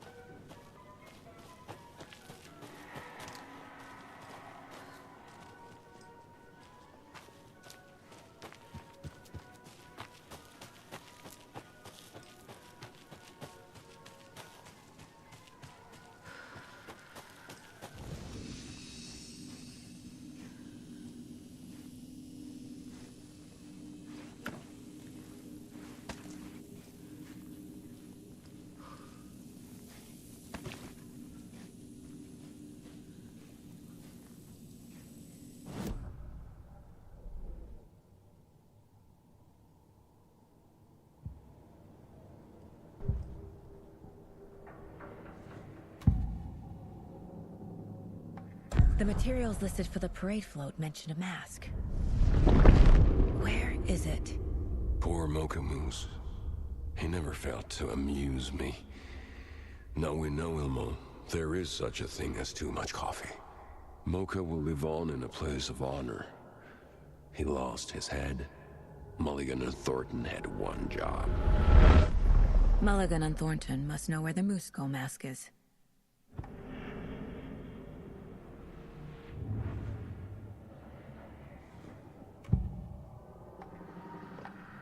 The mask is missing. Where is it? The dead brought back to life. The crown of the Grand Master.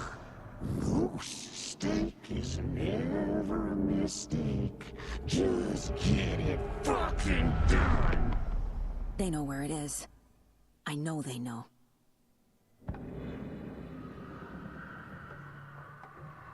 Where is the mask? Go ahead and bleach it.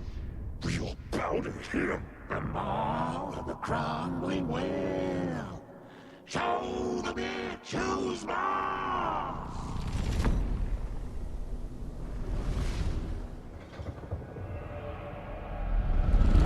The Moose mask is at the Huatari Well, in Coffee World.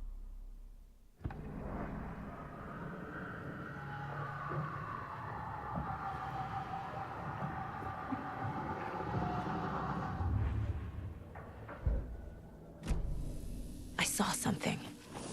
Like I did in Cauldron Lake. The well, here in Coffee World. I know the Moose Skull will be there.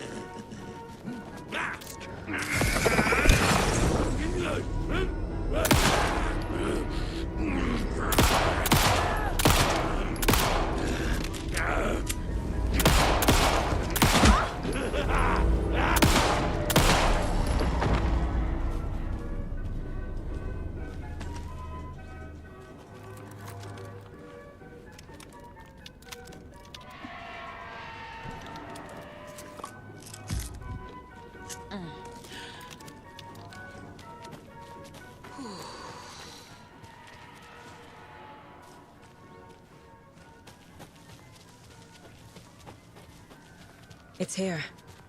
I knew it would be. I made them show me. Now I need to bring the mask to the float.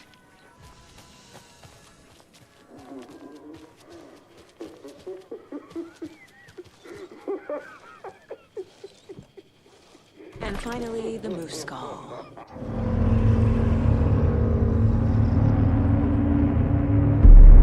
Okay, Saga. Let's get the clicker from these assholes.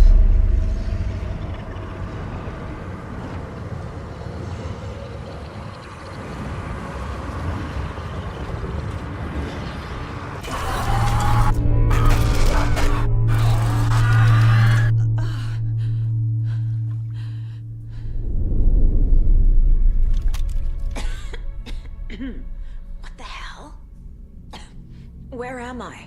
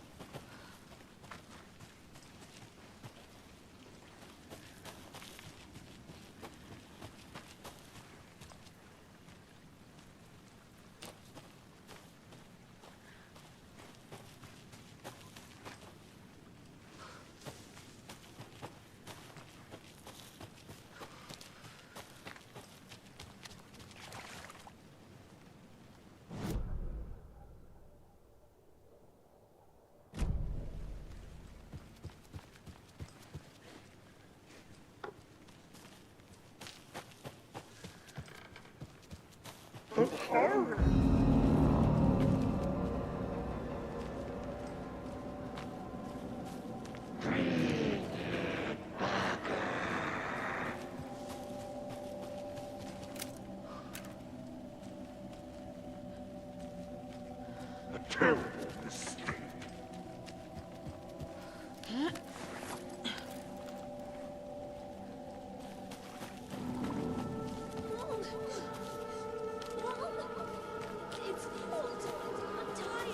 Logan?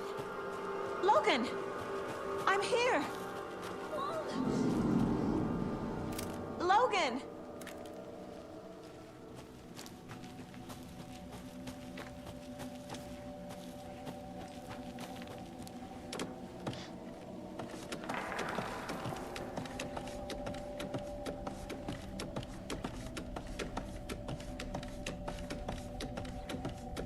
The story is trying to take Logan. I can still stop this. I need the clicker.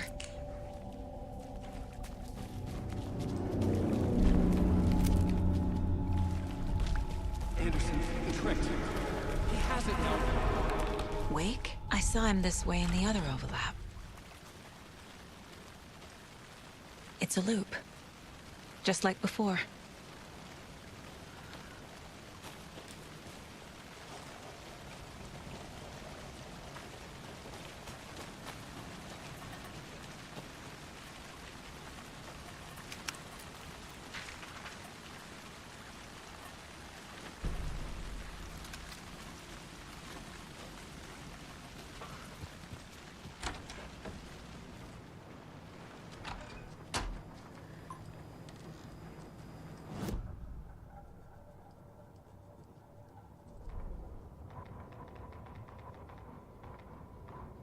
Ilma Koskela stood in front of the small gathering of Coffee World employees and bikers.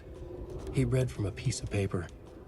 Mocha was a wonderful moose who deserves a place of honor in the Hall of the Calavella Knights.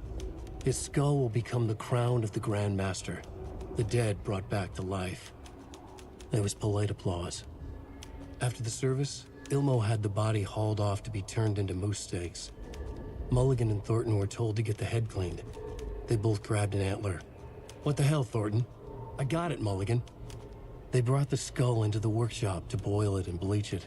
They grumbled. Wanted to just get it fucking done. It was just a stupid animal. But I guess moose steak is never a mistake, huh?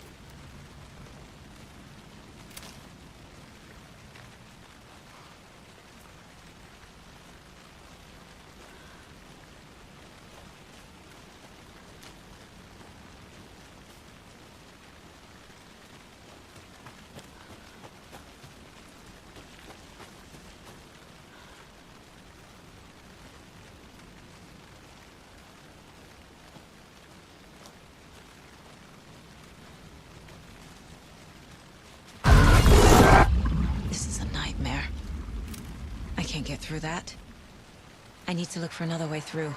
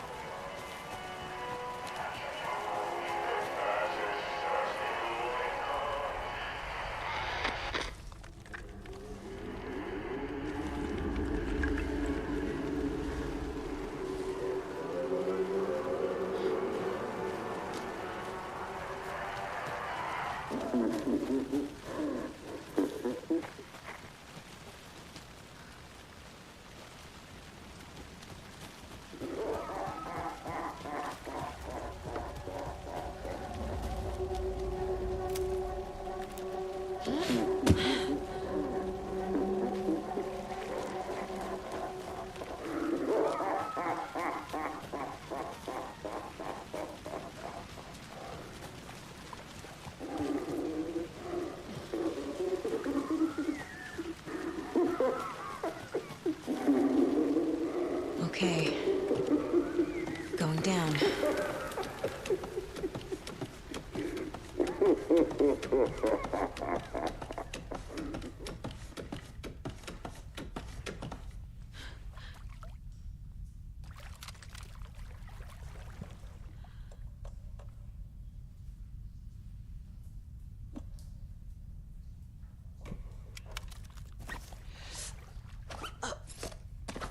Ugh.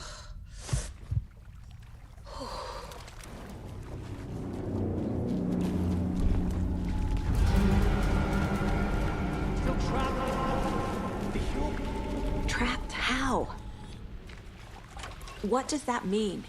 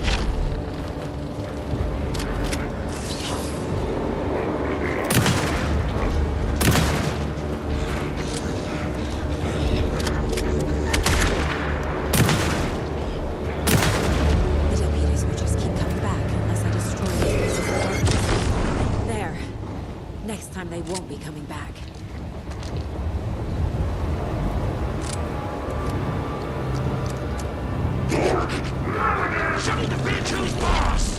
There.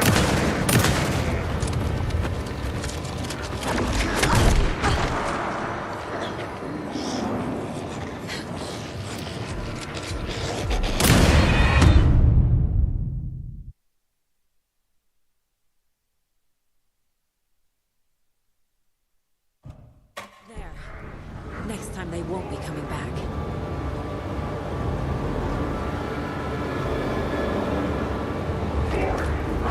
Show me the bitch who's boss!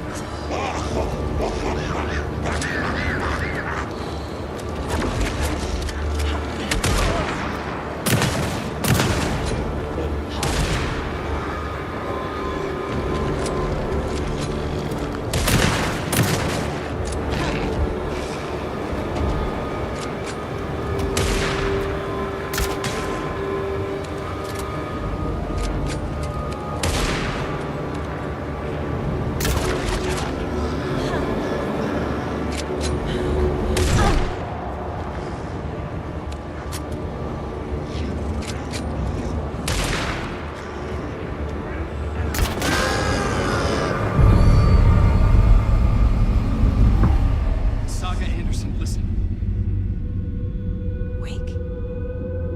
I've been tricked. Scratch wrote. I tried to fix the story, but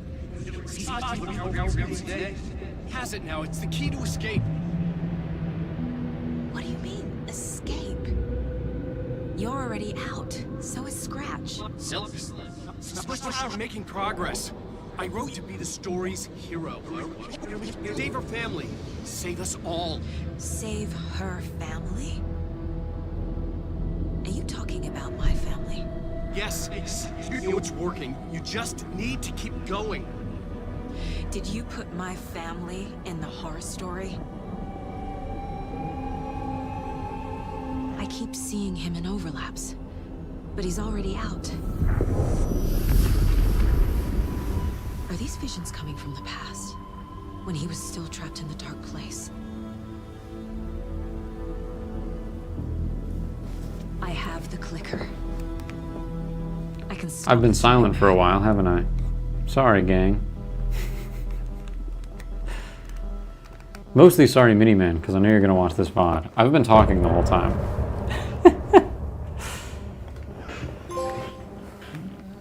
I did not know my mic was muted, because I am a fool. Wake said he could use the clicker to undo the horror story. I need to get back to Bright Falls, to Casey and Wake.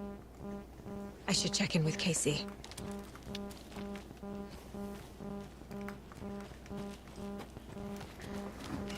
It's very obvious to me that Scratch is the one that's out and Wake is still in the story.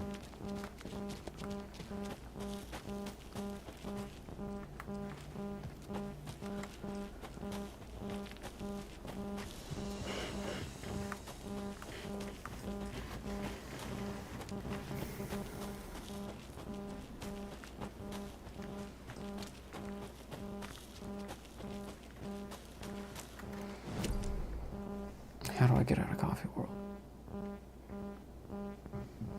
I go up, past the percolator, then I can go out.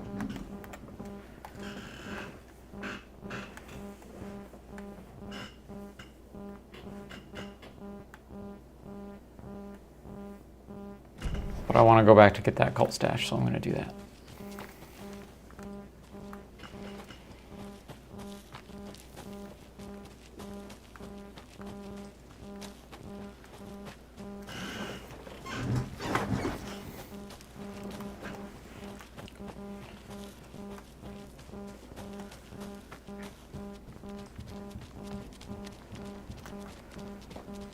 Bum bum bum bum ba dum bum bum bum bum bum bum bum ba bum.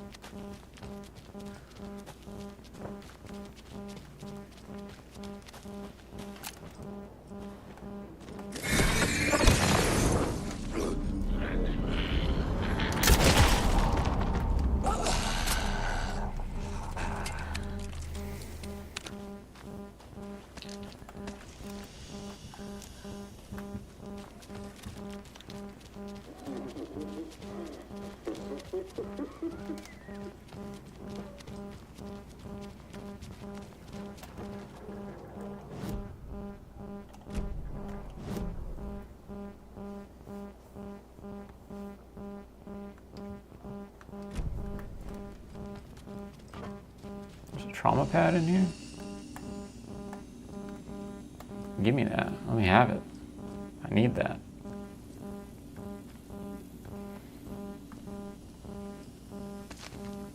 Oh, yeah.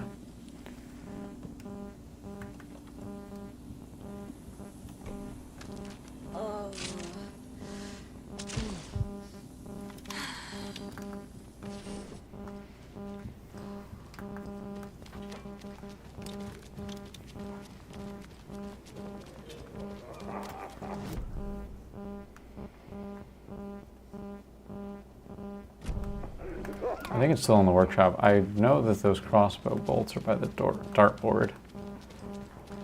The dirtbird.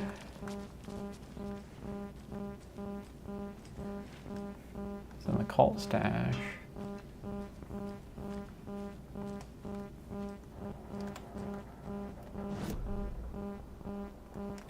Oh, maybe it is out back. I guess it is on the other side of the wall.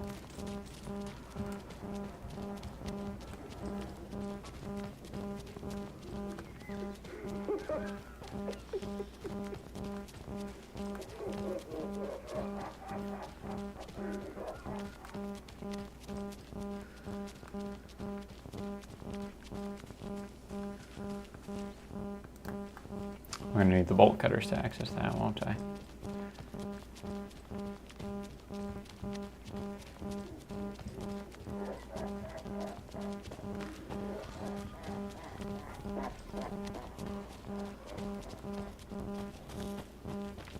I need bolt cutters. Have to come back later.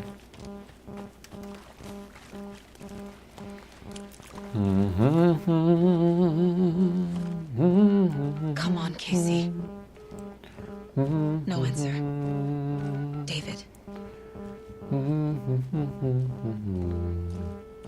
Pick up, pick up, pick up.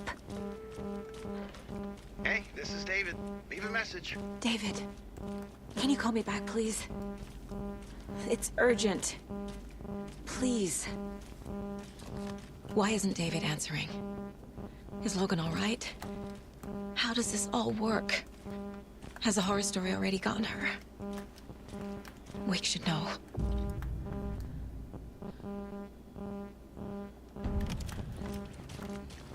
Yeah, I do want to get to the mop bucket and switch stories. The flooding's lowered.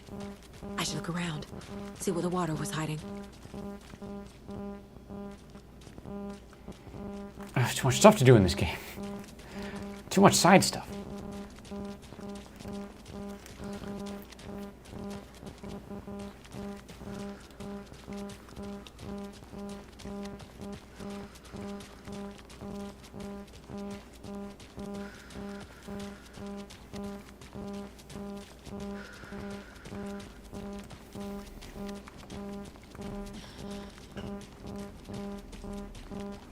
This bridge got fixed quick.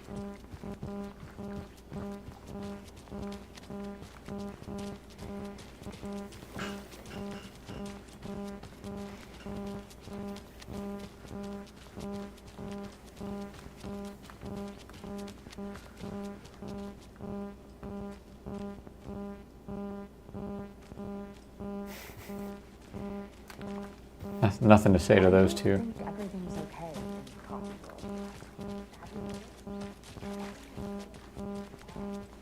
Yako, we're going to Akugai's house to drink some brewskis. Are you coming? No, Ilmo. I'm very busy wearing a turtleneck and drinking wine. Like an asshole. Oh dear, I know what Yako needs. I'm a beer to the rescue. Bring out your inner Wolverine with Ama beer.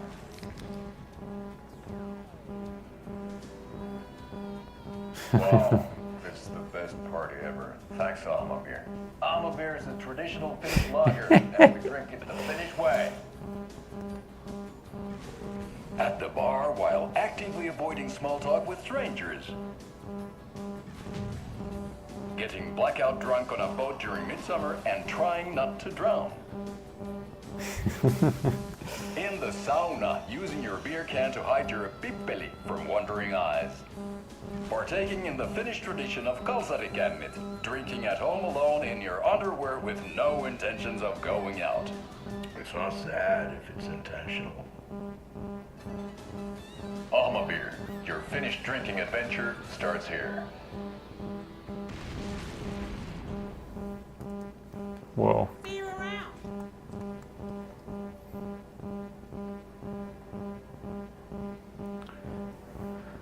A terrifyingly strange dive into the dark depths of an artist's mind. A film by Thomas Zane. Tom the Poet. A pinprick of light in an ocean of darkness. Starring Thomas Zane as the diver, Barbara Jagger as the dark presence, Cynthia Weaver as the Lady of Light, Emily Hartman as the assistant, written and directed by Thomas Zane, based on a novel by Alan Wake. That's a reference to the first game. The Dark Doppelganger in the Art and Life of Thomas Zane. The Artur, guest lectured by the president of the Bright Falls Film Society, Thomas Emerson. Discussing Zane's early career in Finland, his artists' commune in Bright Falls lost his work Tom the Poet, his mysterious disappearance in 1970, playing his own dark double in his films, the poet, the writer, the diver, Thomas the Rhymer. Huh.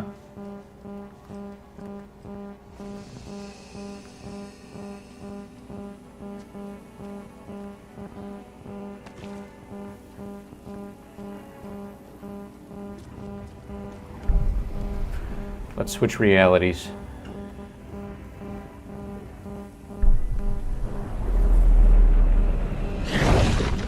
Plays Wake for half an hour and then call it.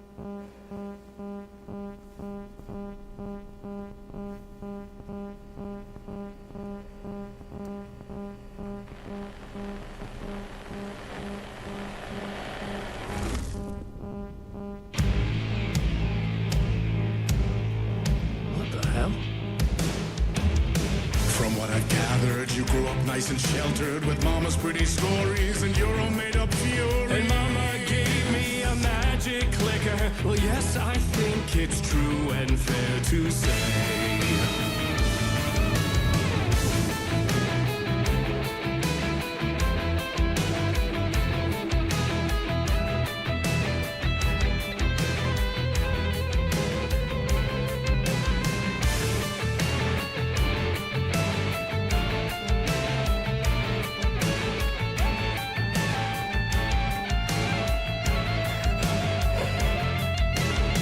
This is sick.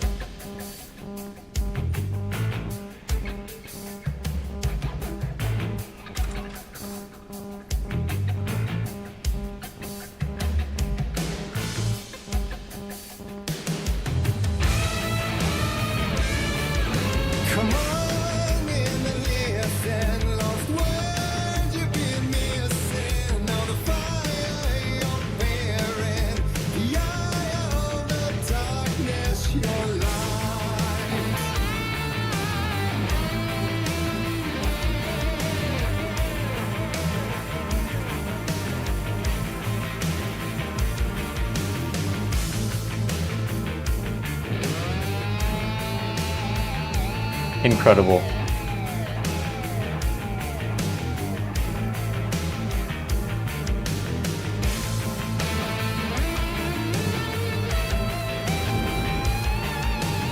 So you were drawn to stories early on. My dreams would light up my imagination. And you had nightmares night and day. Yeah, but with the clicker I chased those frights away. Ooh, you. So true. So here is a clue.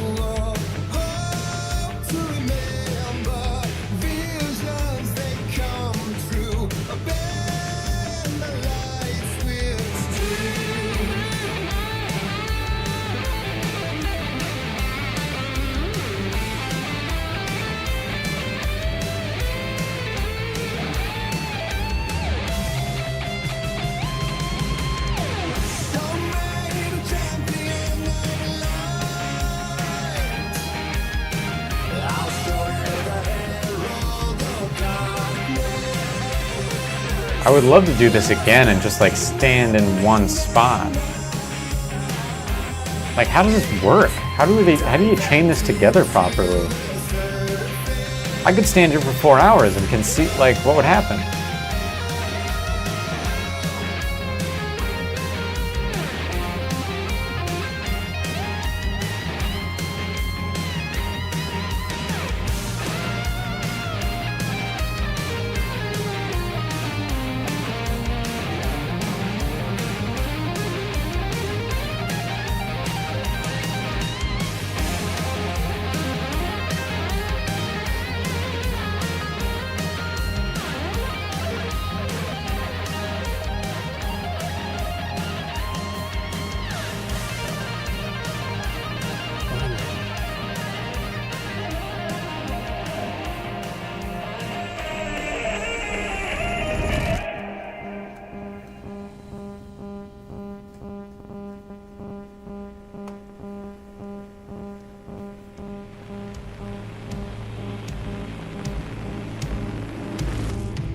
And the award goes to Alan White.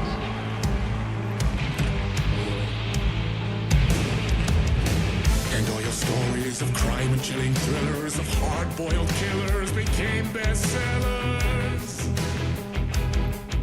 It was all too much, I had to get away.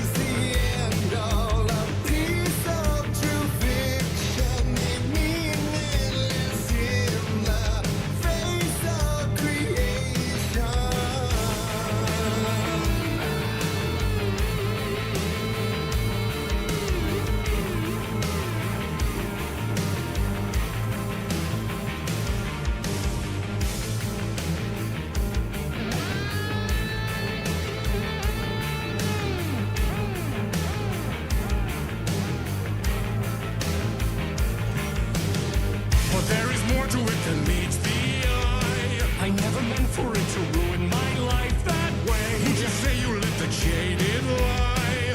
Dark shades could never save the day. So sad, but true.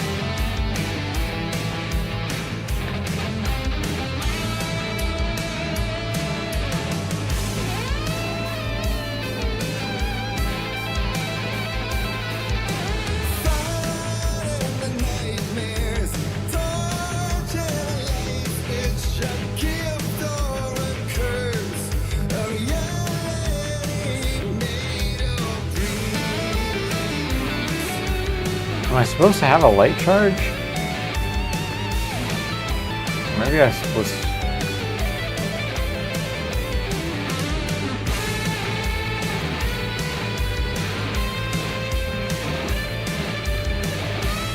Or I'm supposed to find one somewhere.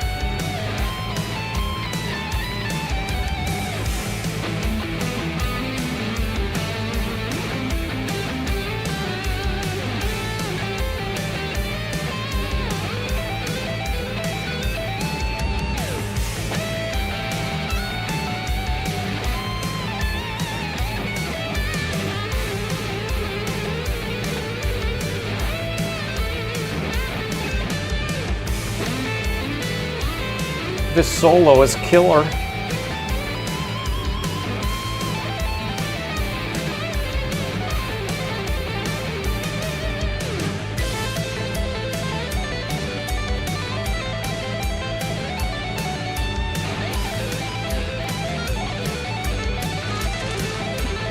Oh, hello.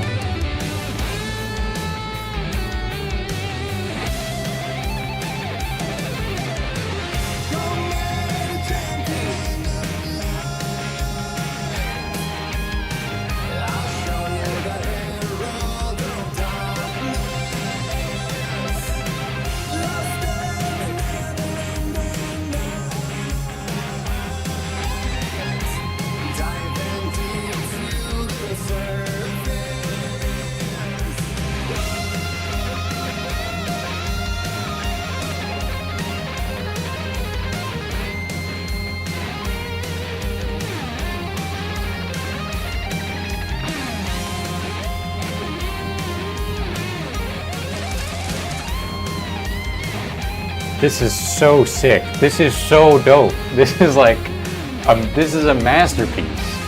I've been silent because I realize I'm walking through a masterpiece. And I've just been taking it in. I have nothing extra to say.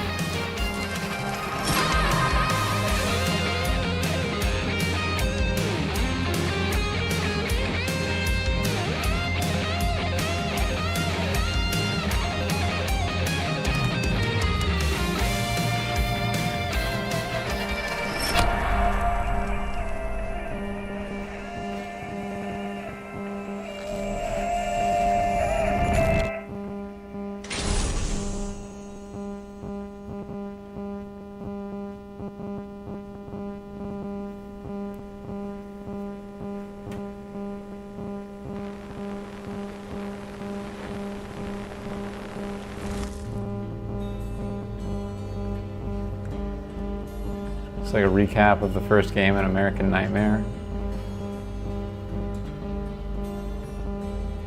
He could write a new story like Tom Zane before it, and maybe they'd be happy once again. Just one shot, one more chance for him to save their marriage away from the city. A romantic getaway.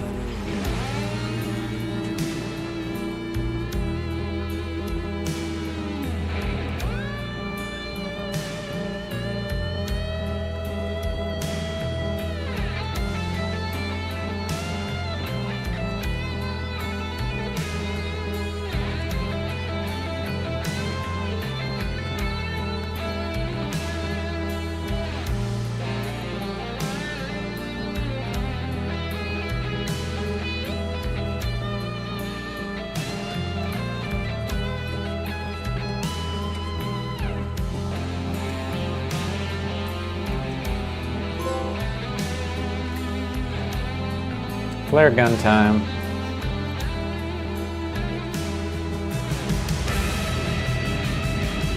Still he's a torchbearer, and it couldn't be much clearer.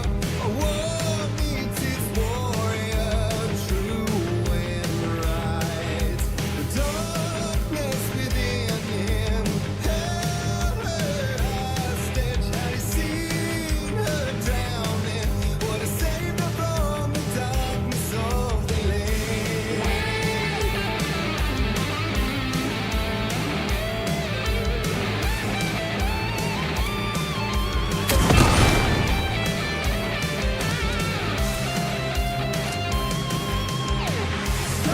Whoa.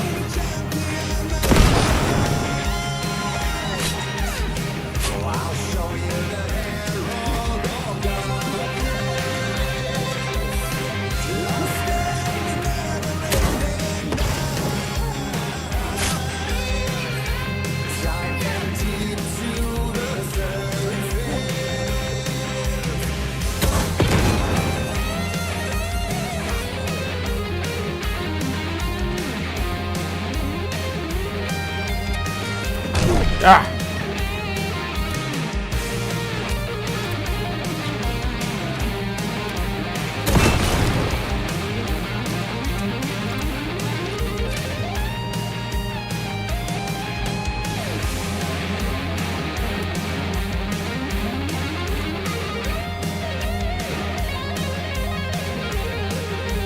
I'm injured. I'm mortally wounded.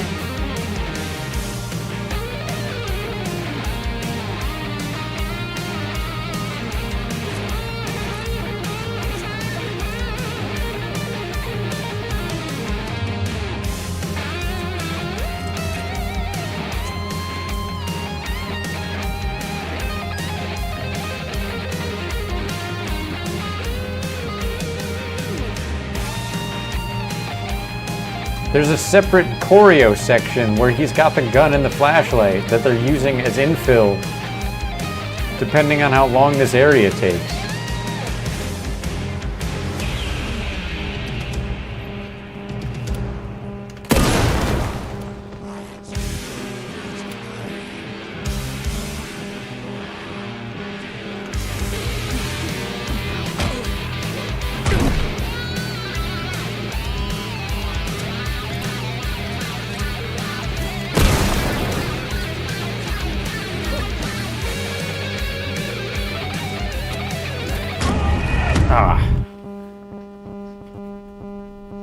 Trash.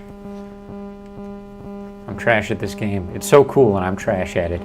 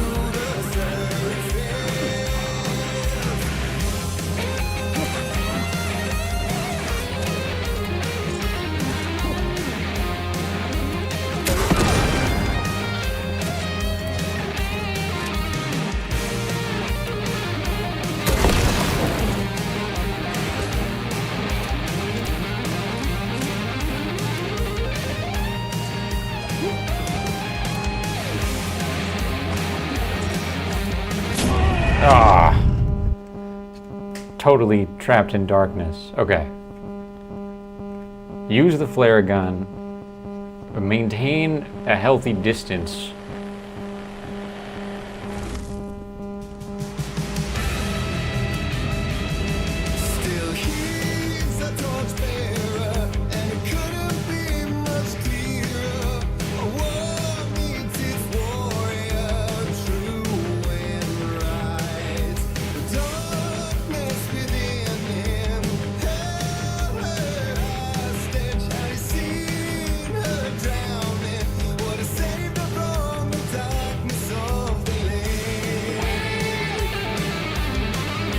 Interesting.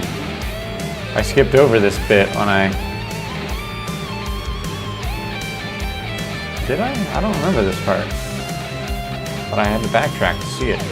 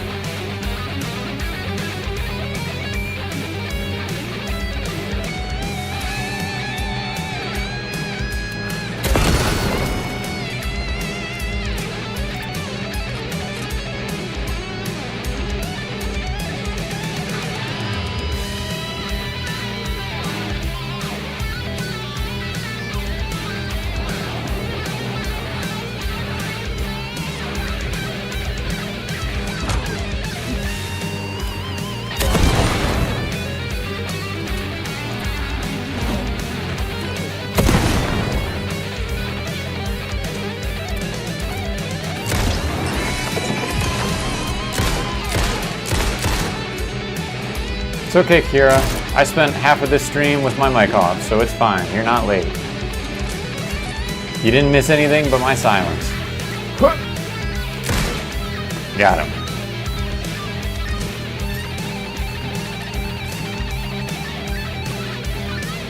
I will say, this sequence that I'm in now is like, I've never seen anything like it in a video game, and it's genuinely taking my breath away.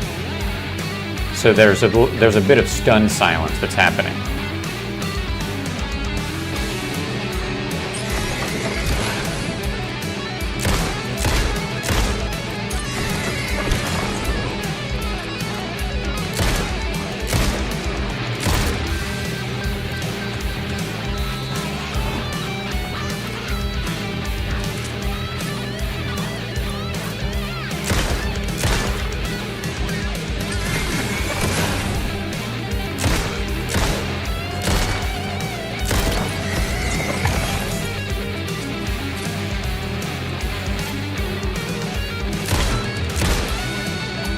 Is he stuck there? Can he not come this far? Oh, wait. Ooh, okay.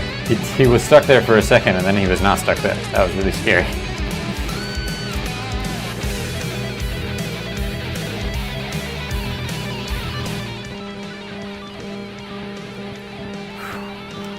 Take a couple painkillers.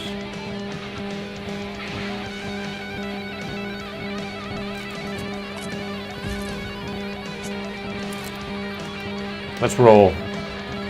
It's ride or die time.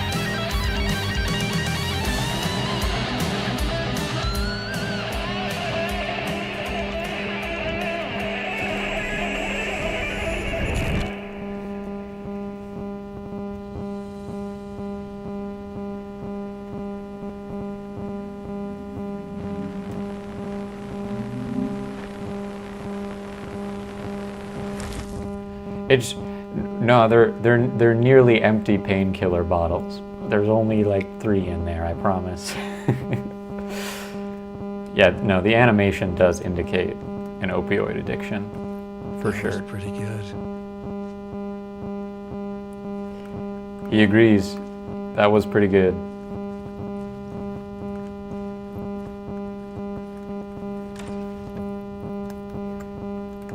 A vision.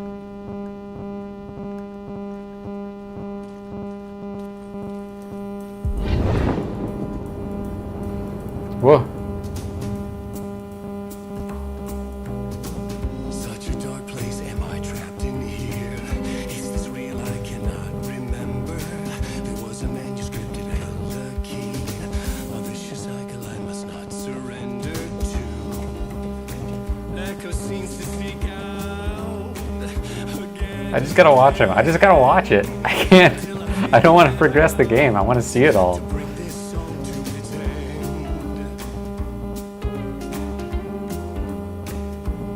There we go. Okay. Now he's gonna dance for a while.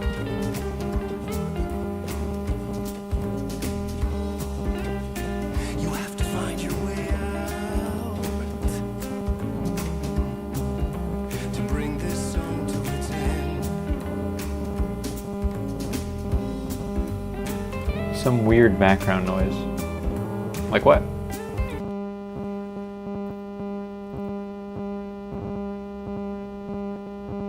Oh yeah. What is that? That's happened before.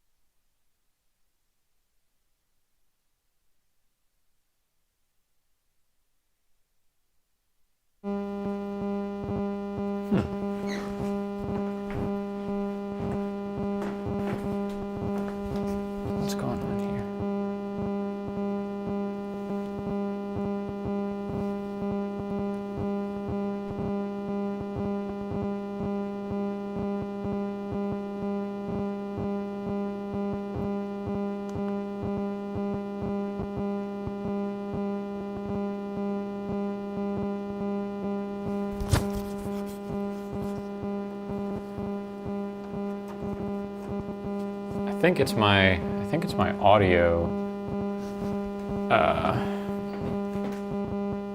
receiver telling me that it has a low battery and would like to be plugged in.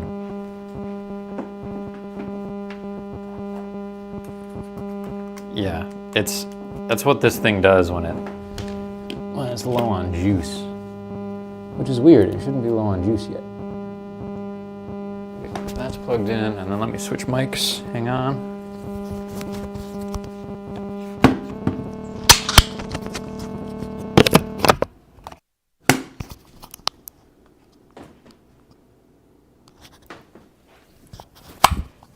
It's really annoying that it does that. It should be gone now. Sorry. So many technical difficulties this stream. A little embarrassing. And I had to cancel stream yesterday. But let's try to get at least a good half hour of good, clean stream where I can just enjoy this game. Thank you for letting me know, Kira. Because I think when I was muted, I was streaming to an audience of 0, so I had no way of knowing. But I like to still have sound for the VOD, you know?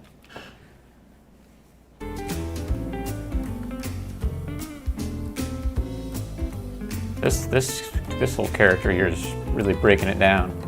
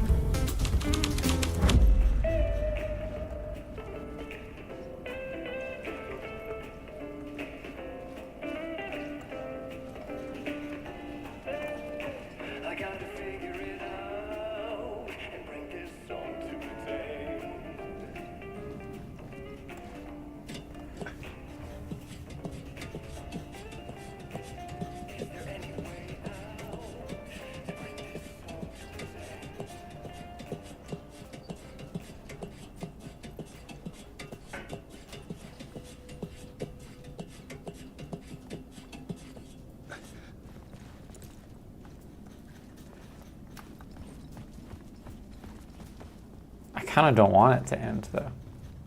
I kind of like...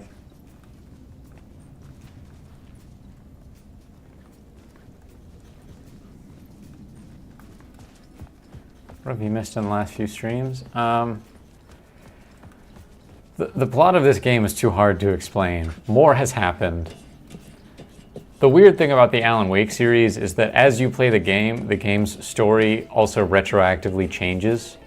So it becomes like a lot collectively to update. It's still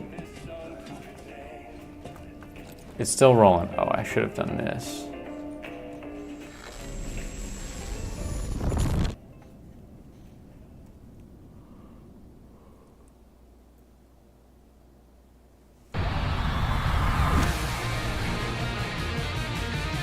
Oh, I'm in the musical now.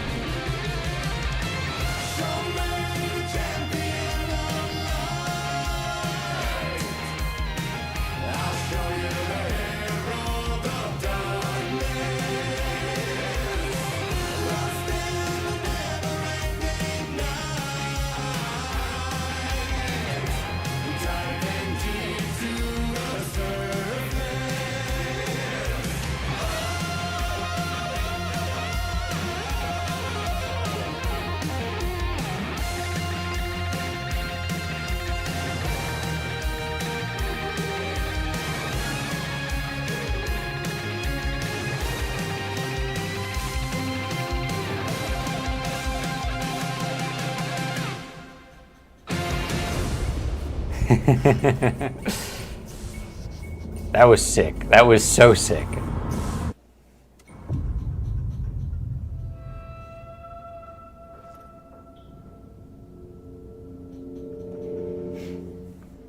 And I thought this place couldn't get any stranger.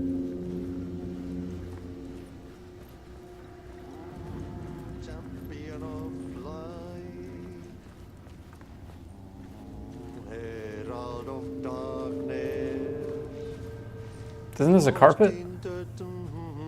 You mopping carpet?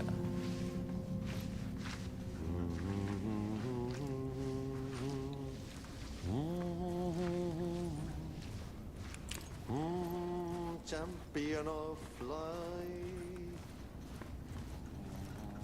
herald of darkness, lost in the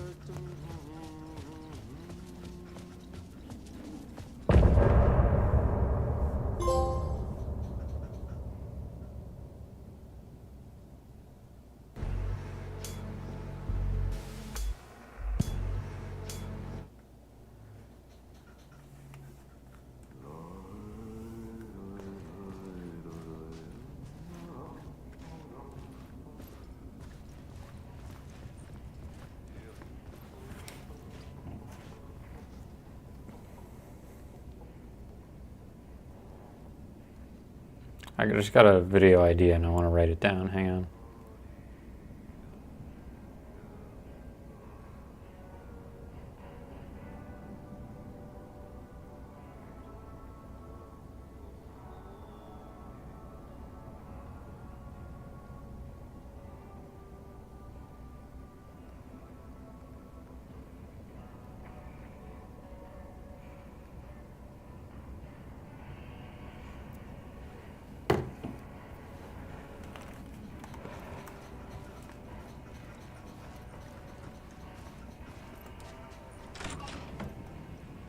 Oh wow, I can just go straight out to street level this time.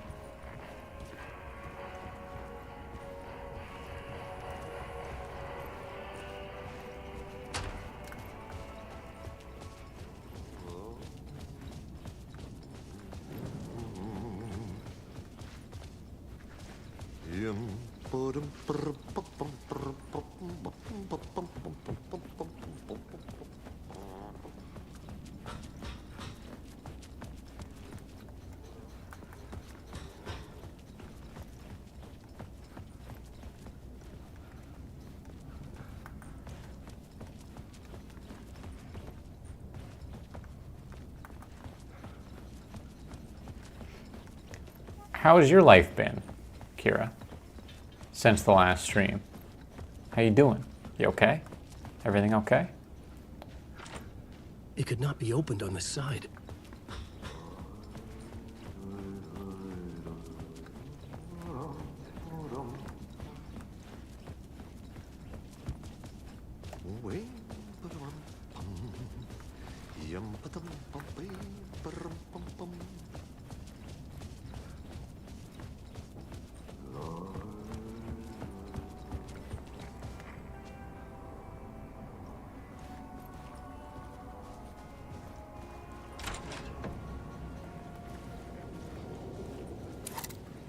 It was all about me. This performance the Dark Place was putting on. But I had no control over it. Hey, I knew how utterly lost I was. Congrats on securing the date. That's wonderful.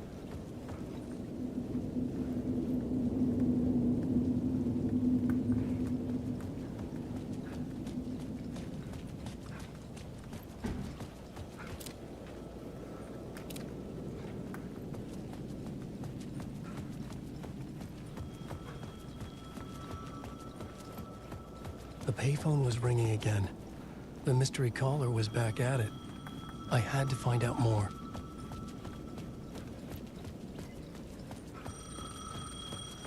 Let's see. Let's see what we get this time. Alan Wake? Do you know who I am? How the fuck could I? Whoa! There's that famous temper. Lucky thing I'm not a paparazzi. You keep jerking me around, refusing to tell me who you are. You remember? Oh, fuck me. Alan, listen. Tell me, how much do you remember? Did you visit Parliament Tower? Did you find anything there? That's the voice actor for Alice is in danger. Ilma. Scratch is reaching out to her, and there's another manuscript. Not initiation, return. I saw the title page. I don't remember writing it. Return? Oh man, this is what we're after. Scratch can't have it. Our survival, the survival of the fucking cosmic everything depends on this. Come to me. Ocean View Hotel. I left my room key for you. It's right there on the payphone. Remember, the dark place works in loops and rituals. If the waves keep pushing you away, you just need to find another way in. We go with the flow of this ocean. Catch you soon, brother.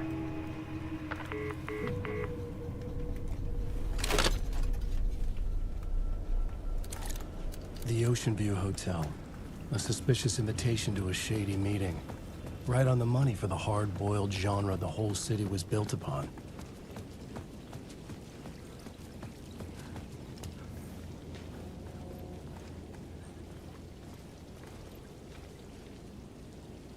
Mr. Door. As in Murdor? The between with murder? Murdor? Mr. Door? Ocean View Hotel, there it is.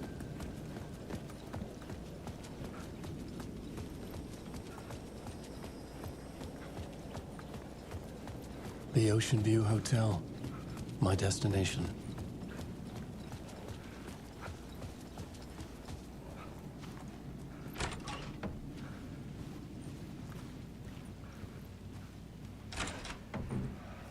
Shady meetup, something, something, something, political ad.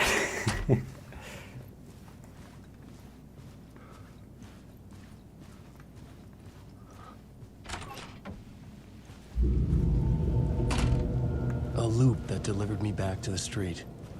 What did the mystery caller said? If the waves keep pushing you away, you just need to find another way in. With only dream logic to lead me to the hotel, I looked to the neon signs for guidance.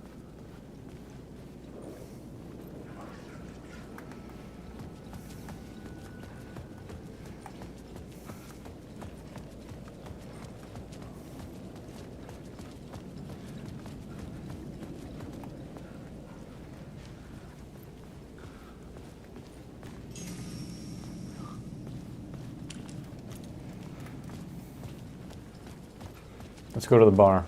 Let's have a drink. Ooh, hello, hello, hello, hello. A dark presence is out there. It's hunting me. TVs. Its spies are always watching. It's trying to catch me. I think it did more than once. It's stealing from me. Stealing my identity. It wants to be me. Replace me. Twisted version of me. Scratch. Mr. Scratch. It's slithering into the story. Once it's in the story, I have to use it to keep the story true. I got it. I have to make the story darker now. But that gives the power. That's bad. I don't want that. But I have no choice. It's an arms race. I gotta keep it together. Damn it. I'll be the first one to cross the finish line. I have to beat the devil at his own game. The story I was building was fragile, constantly under attack. There was no time to waste. The dark presence was only a step behind me.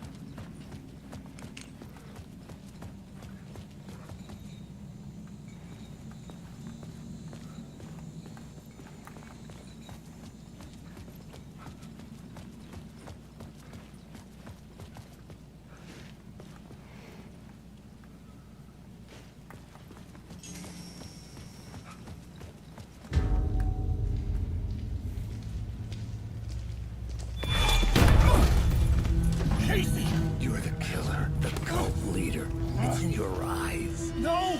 You've got the wrong man! It's Scratch! There's no time to lose! You're going nowhere.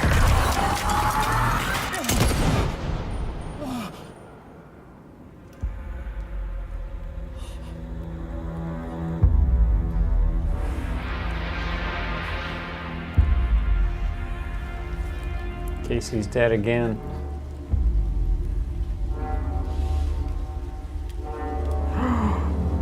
I shot him.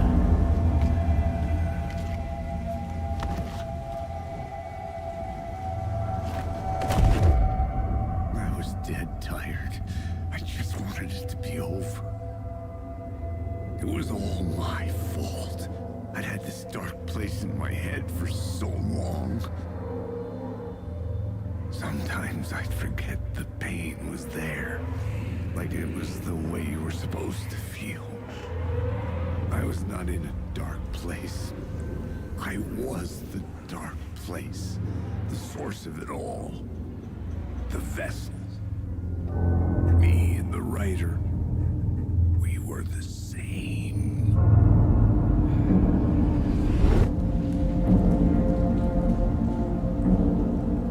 This place kept pushing me under, getting into my head, poisoning me with darkness. I had to find a way to escape before it was too late. Too late again.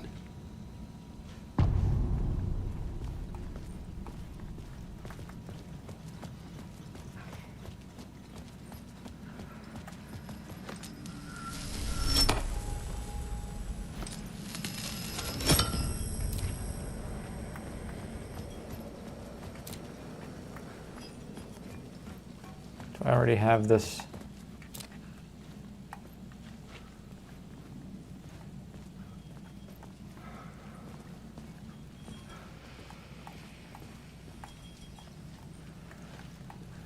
Arrows. Is there a spiral? Is there a word of power? I've already gotten that one. So the words of power don't refresh, which is good to know. Kind of makes sense.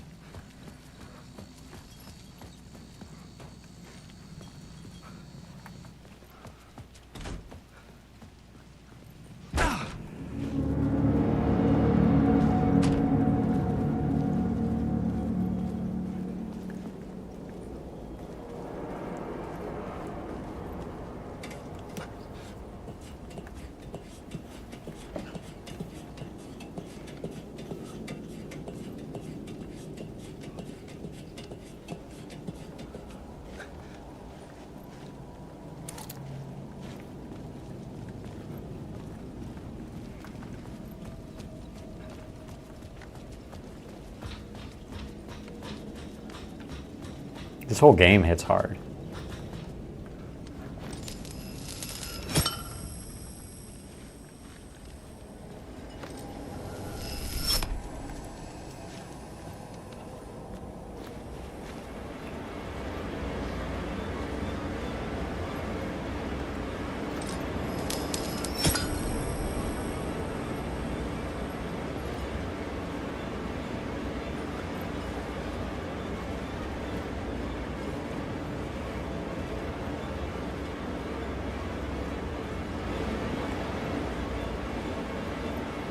Something's gonna happen.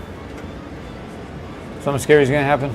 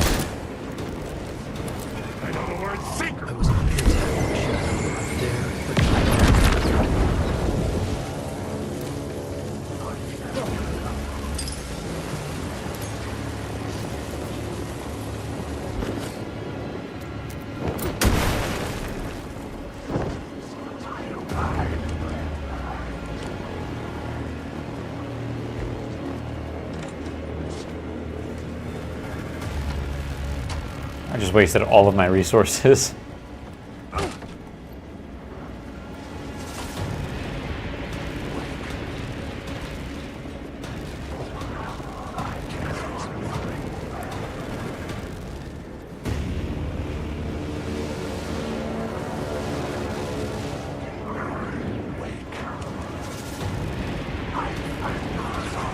Safe space, safe space. Oh, in my safe space. Well, there's a whole first game. Like, this is the sequel. You gotta play the first one.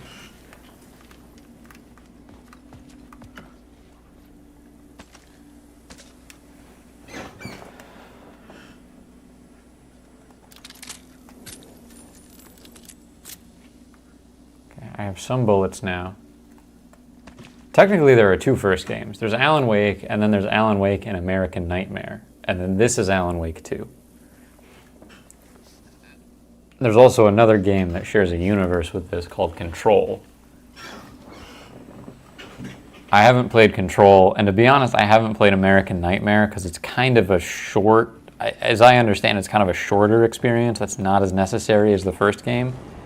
But after playing this, I wish I had.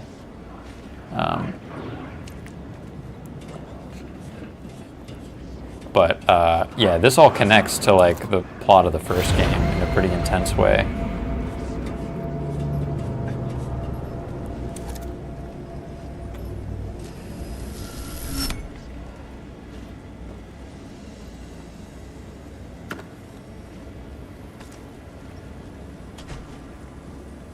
Okay, it just gave me a ton of ammo.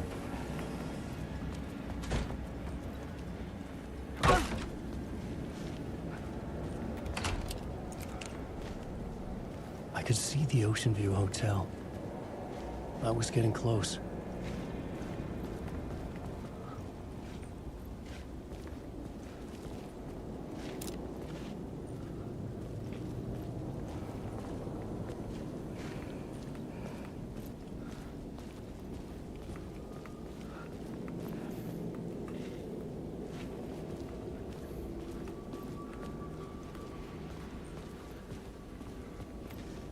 Crazy that I can't go out onto that ledge.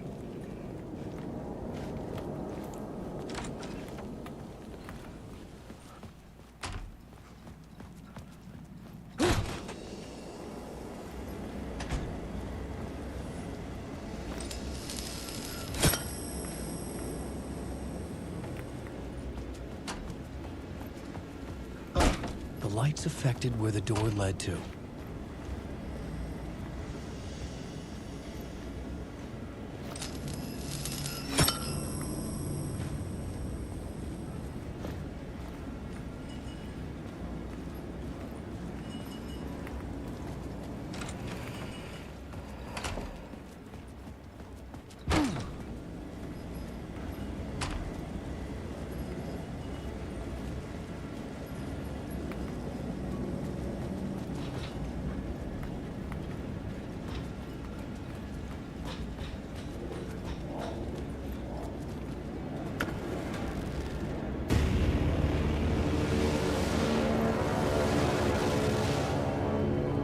What's happening? I heard a really cinematic noise.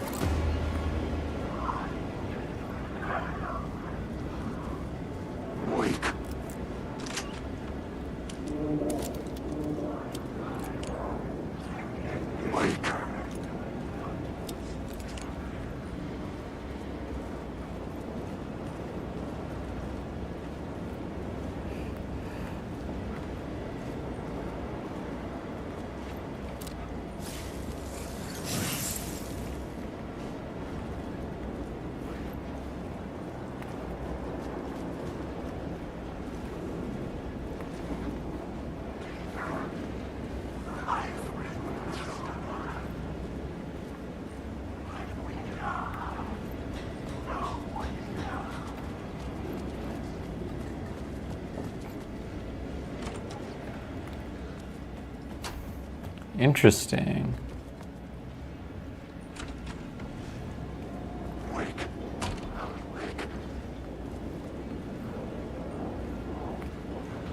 Alan Wake, Alan Wake.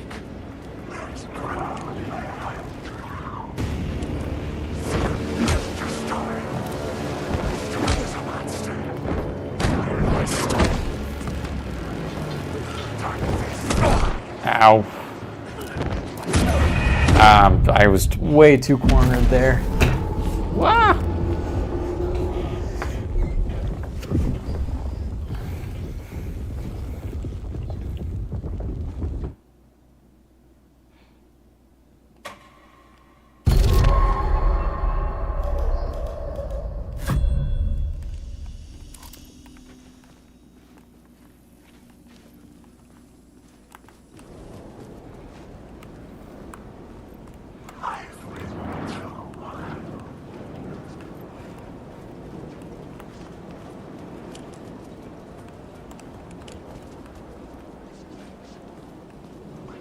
I've got to find that word of power again.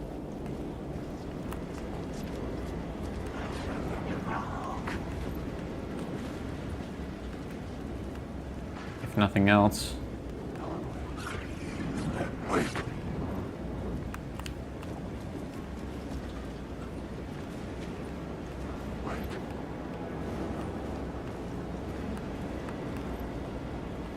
Oh, there it is. Nice.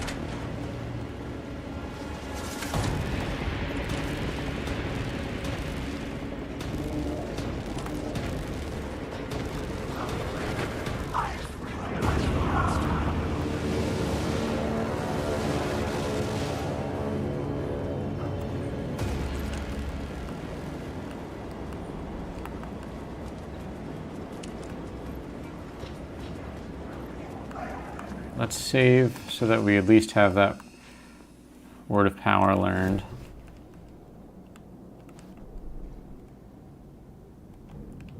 Nothing new for the plot board.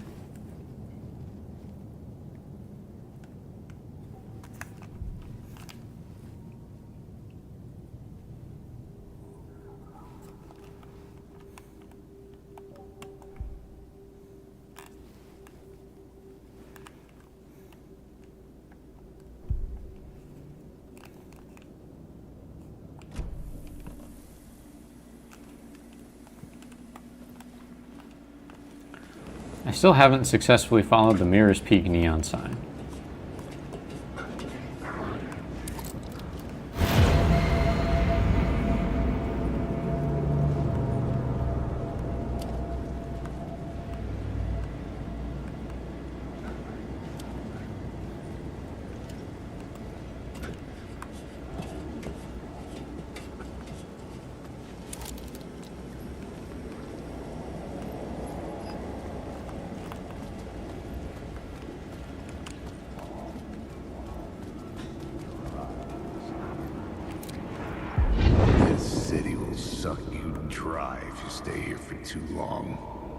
You'll end up a lost soul, haunting the streets and alleys.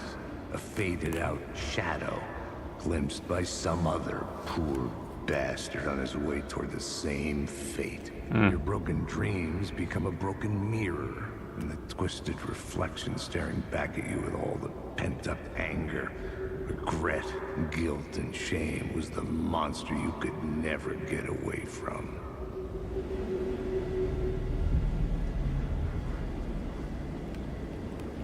Nice.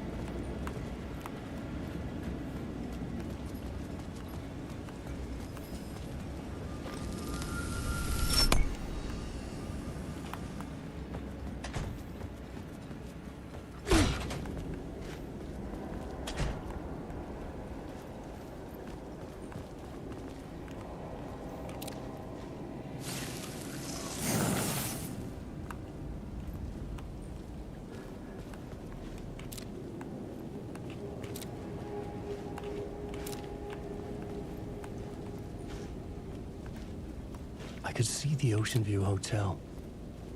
I was getting close.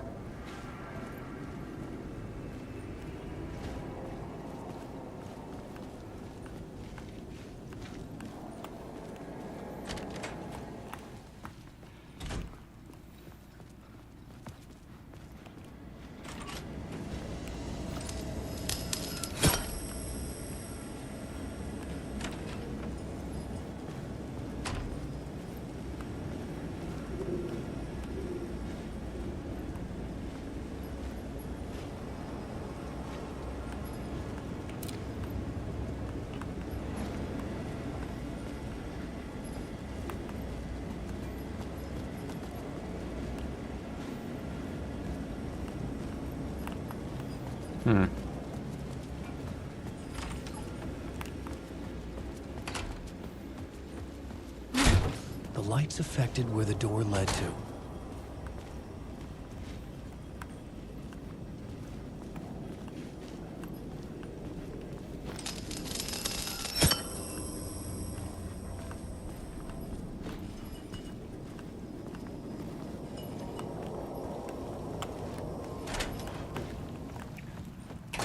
I think I'm going to wrap it up shortly if I hit a good stopping point.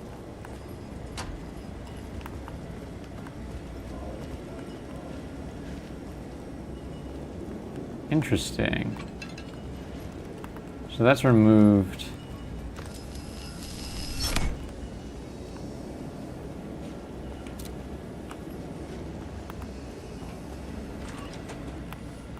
That removed the water tower. Weird.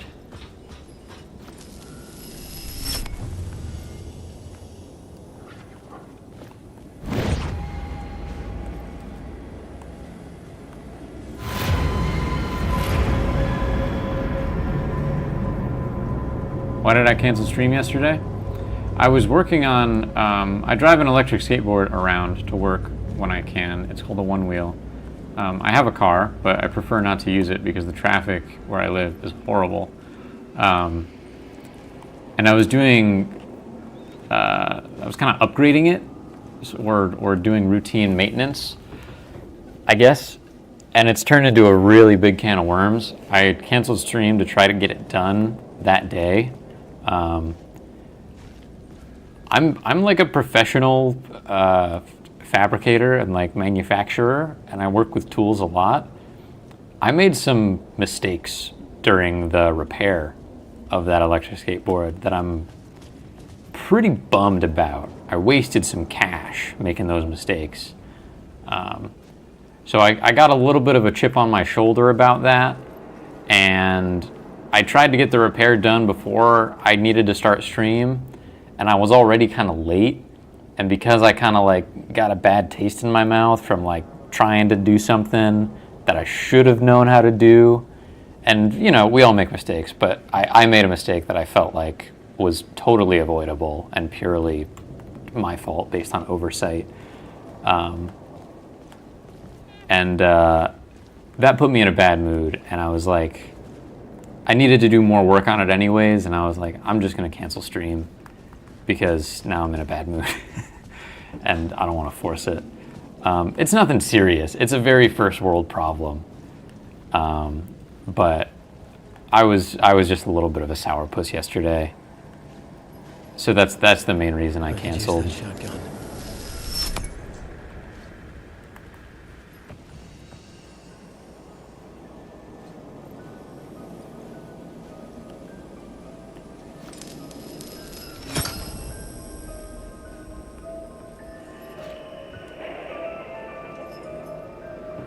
Inventory full.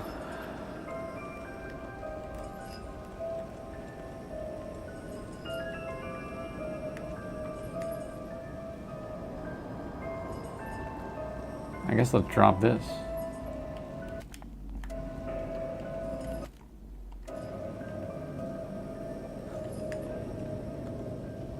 Yeah, I'm feeling better about it. I can't even use this because my health is totally full. I'm feeling better about it today. at the time, I was really bummed. And I'm still kind of bummed because my one wheel is now also like laid up until I get the replacement parts, which is going to take over a week probably, and that sucks. The reason I tried to do it on a weekend was so that I could get it all done and then go back to work on Monday with it. And like I said, I have a car, it's fine. I just don't want to deal with the traffic. What do you mean inventory full? The bar menu caught my eye.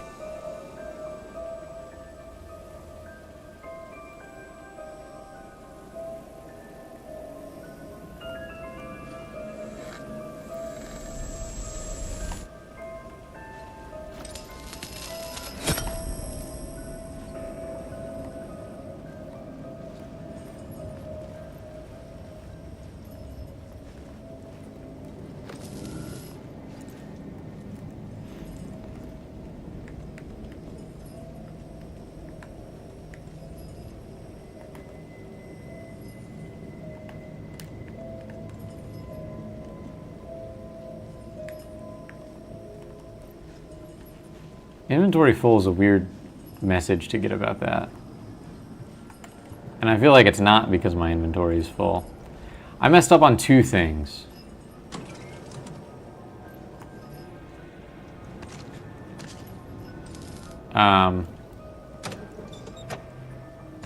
One was minor, and one was major. So, man, I wish I was in Half-Life Alyx so I could draw on a whiteboard. Basically, what happened is, when I was replacing the tire, this was the first mistake. When I was replacing the tire, I didn't break the bead of the tire on both sides because I misinterpreted the instructions I was reading. I should have just trusted my instincts because in my brain I was like, I should break the bead on both sides. But I didn't. And also, the tire levers I bought were like kind of on the cheaper side. So to get a tire off of a rim or a hub, you got to use tire levers and like kind of pry it off. And because the tire levers I bought were cheap and because I didn't break the bead on both sides, the tire levers broke instantly and stabbed me in the hand. And then I was like a little injured, not badly, but a little injured. And it was a lot harder to get my tire off after that point. I had to basically cut it off. So at that point, stream was late and I had hurt my hand and I was in a bad mood. So then I canceled stream and decided to just keep plugging away on the project. And my buddy Zink helped me out because he had done some of these repairs before. I got the new tire on, I inflated it, that worked. I had to do some other things to the motor controller of the one wheel, that went fine. And I also wanted to change my grip tape. Grip tape is like the sandpapery part of a skateboard, if you don't know. And one wheels have grip tape as well. So I went to change my grip tape, and the way that you do that on a one wheel is that you remove the old stuff, and the front, where you put your front foot on a one wheel, there's like a sensor. And it's kind of a known thing that when you're changing the grip tape, it's really easy to lift up this sensor. And so I had known about that, and I like watched some instructional videos, and like they mentioned it, and I was like, okay, cool, yeah, I know to be careful of the sensor. Zink gave me some tips on like how to like cut the edge of the grip tape with a knife so that you know that you're separating it from the sensor when you lift it. I did that. And what I did not realize, so like I lifted the grip tape off, and what I saw left on the board appeared to be like a sensor, like a flat part that was still adhered to the board that looked digital and had a ribbon cable, and I was like, cool, I haven't damaged the sensor. That's perfect, we're good. It turns out there are 3 layers. There's like one half of the sensor, and then there's another part of the sensor that's stuck to it that's a completely separate layer. That's like a conductive surface. So the sensor is like a capacitance sensor, and then above that is like a conductive sheet. And then the grip tape is on top of the conductive sheet. So I didn't realize that there were 3 layers. I thought there were just 2. And I separated the conductive sheet from the capacitive skin, which was the other part of the sensor. And I didn't realize that until I put my new grip tape on and put the board all the way back together, and then my front foot pad didn't work. So I was like, what's going on? And then Zink was like, show me a picture of the underside of the grip tape you removed. And I was like, okay. And he was like, yeah, that's got part of your sensor on it. And I was like, the sensor is 3 parts? And he was like, yeah, it's 3 parts. And so I wasn't careful enough when I was reading into that. And I thought I was being cavalier and vain and being like, oh yeah, I know how this works. There's the sensor, I can see it. And then I can, this part is safe to take off. So I wasn't taking it slow. And I was also so confident in my abilities that I put my new grip tape on, and it's kind of single use. So now I've got to buy a new front foot pad and new grip tape. So I'm out about $250, which is fine. That's not, like, I'm not broke. I can afford that mistake, but it was completely avoidable. And like I said, the shipping time of parts is going to be a while. So at the time, I was like really bummed. I was really like annoyed that all of that had happened. And it's a mistake, and it happened. And I think I would have been less annoyed about it if, like I said, I wasn't a professional that does this kind of thing every day for work. And I think that gave me a false sense of security and a sense of confidence that didn't translate particularly well. So that's the story there. Since you asked. I'm trying not to beat myself up about it, but I have a habit of beating myself up about stuff like that because I hold what I do to a pretty high standard. And I've got other projects I'm working on for YouTube, and the One Wheel thing was meant to be just like a one-day project, so it didn't pollute the other stuff that I need to get done this month. So I'm also annoyed that I feel like my schedule's derailed, because now I'm going to have to separately work on the One Wheel another day. So yeah, that's the gist. Thanks for asking. Don't know how to get this shotgun. I might have to play through this episode of Night Springs, which I will be doing next stream, because I'm gonna wrap it up. It's been 4 hours. Has it been 4 hours? It has. It's been a 4-hour stream. So hey, Kira, it was pretty quiet in the beginning. Thanks for showing up. It's always nice to see a familiar face in chat. It gives me someone to bounce off of. Streaming is harder when the chat is not active. So it's really, honestly, goes a long way. Even if it is just one person, to have a constant back and forth. And it's Card's birthday on Thursday. She popped into stream at the beginning to let me know. So if you remember, wish Card a happy birthday on Thursday. I don't know how old she is, but it's good. It's good. It's good to survive. It's good to live another year on this planet, and hopefully, every year that you live on the planet, your life gets a little better. It's not always true, but that's what you want, and that's what we wish for our friends and families on their birthdays. So anyway, thanks for watching, Kira.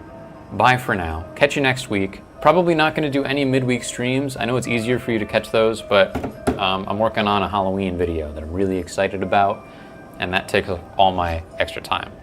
But yeah, bye for now.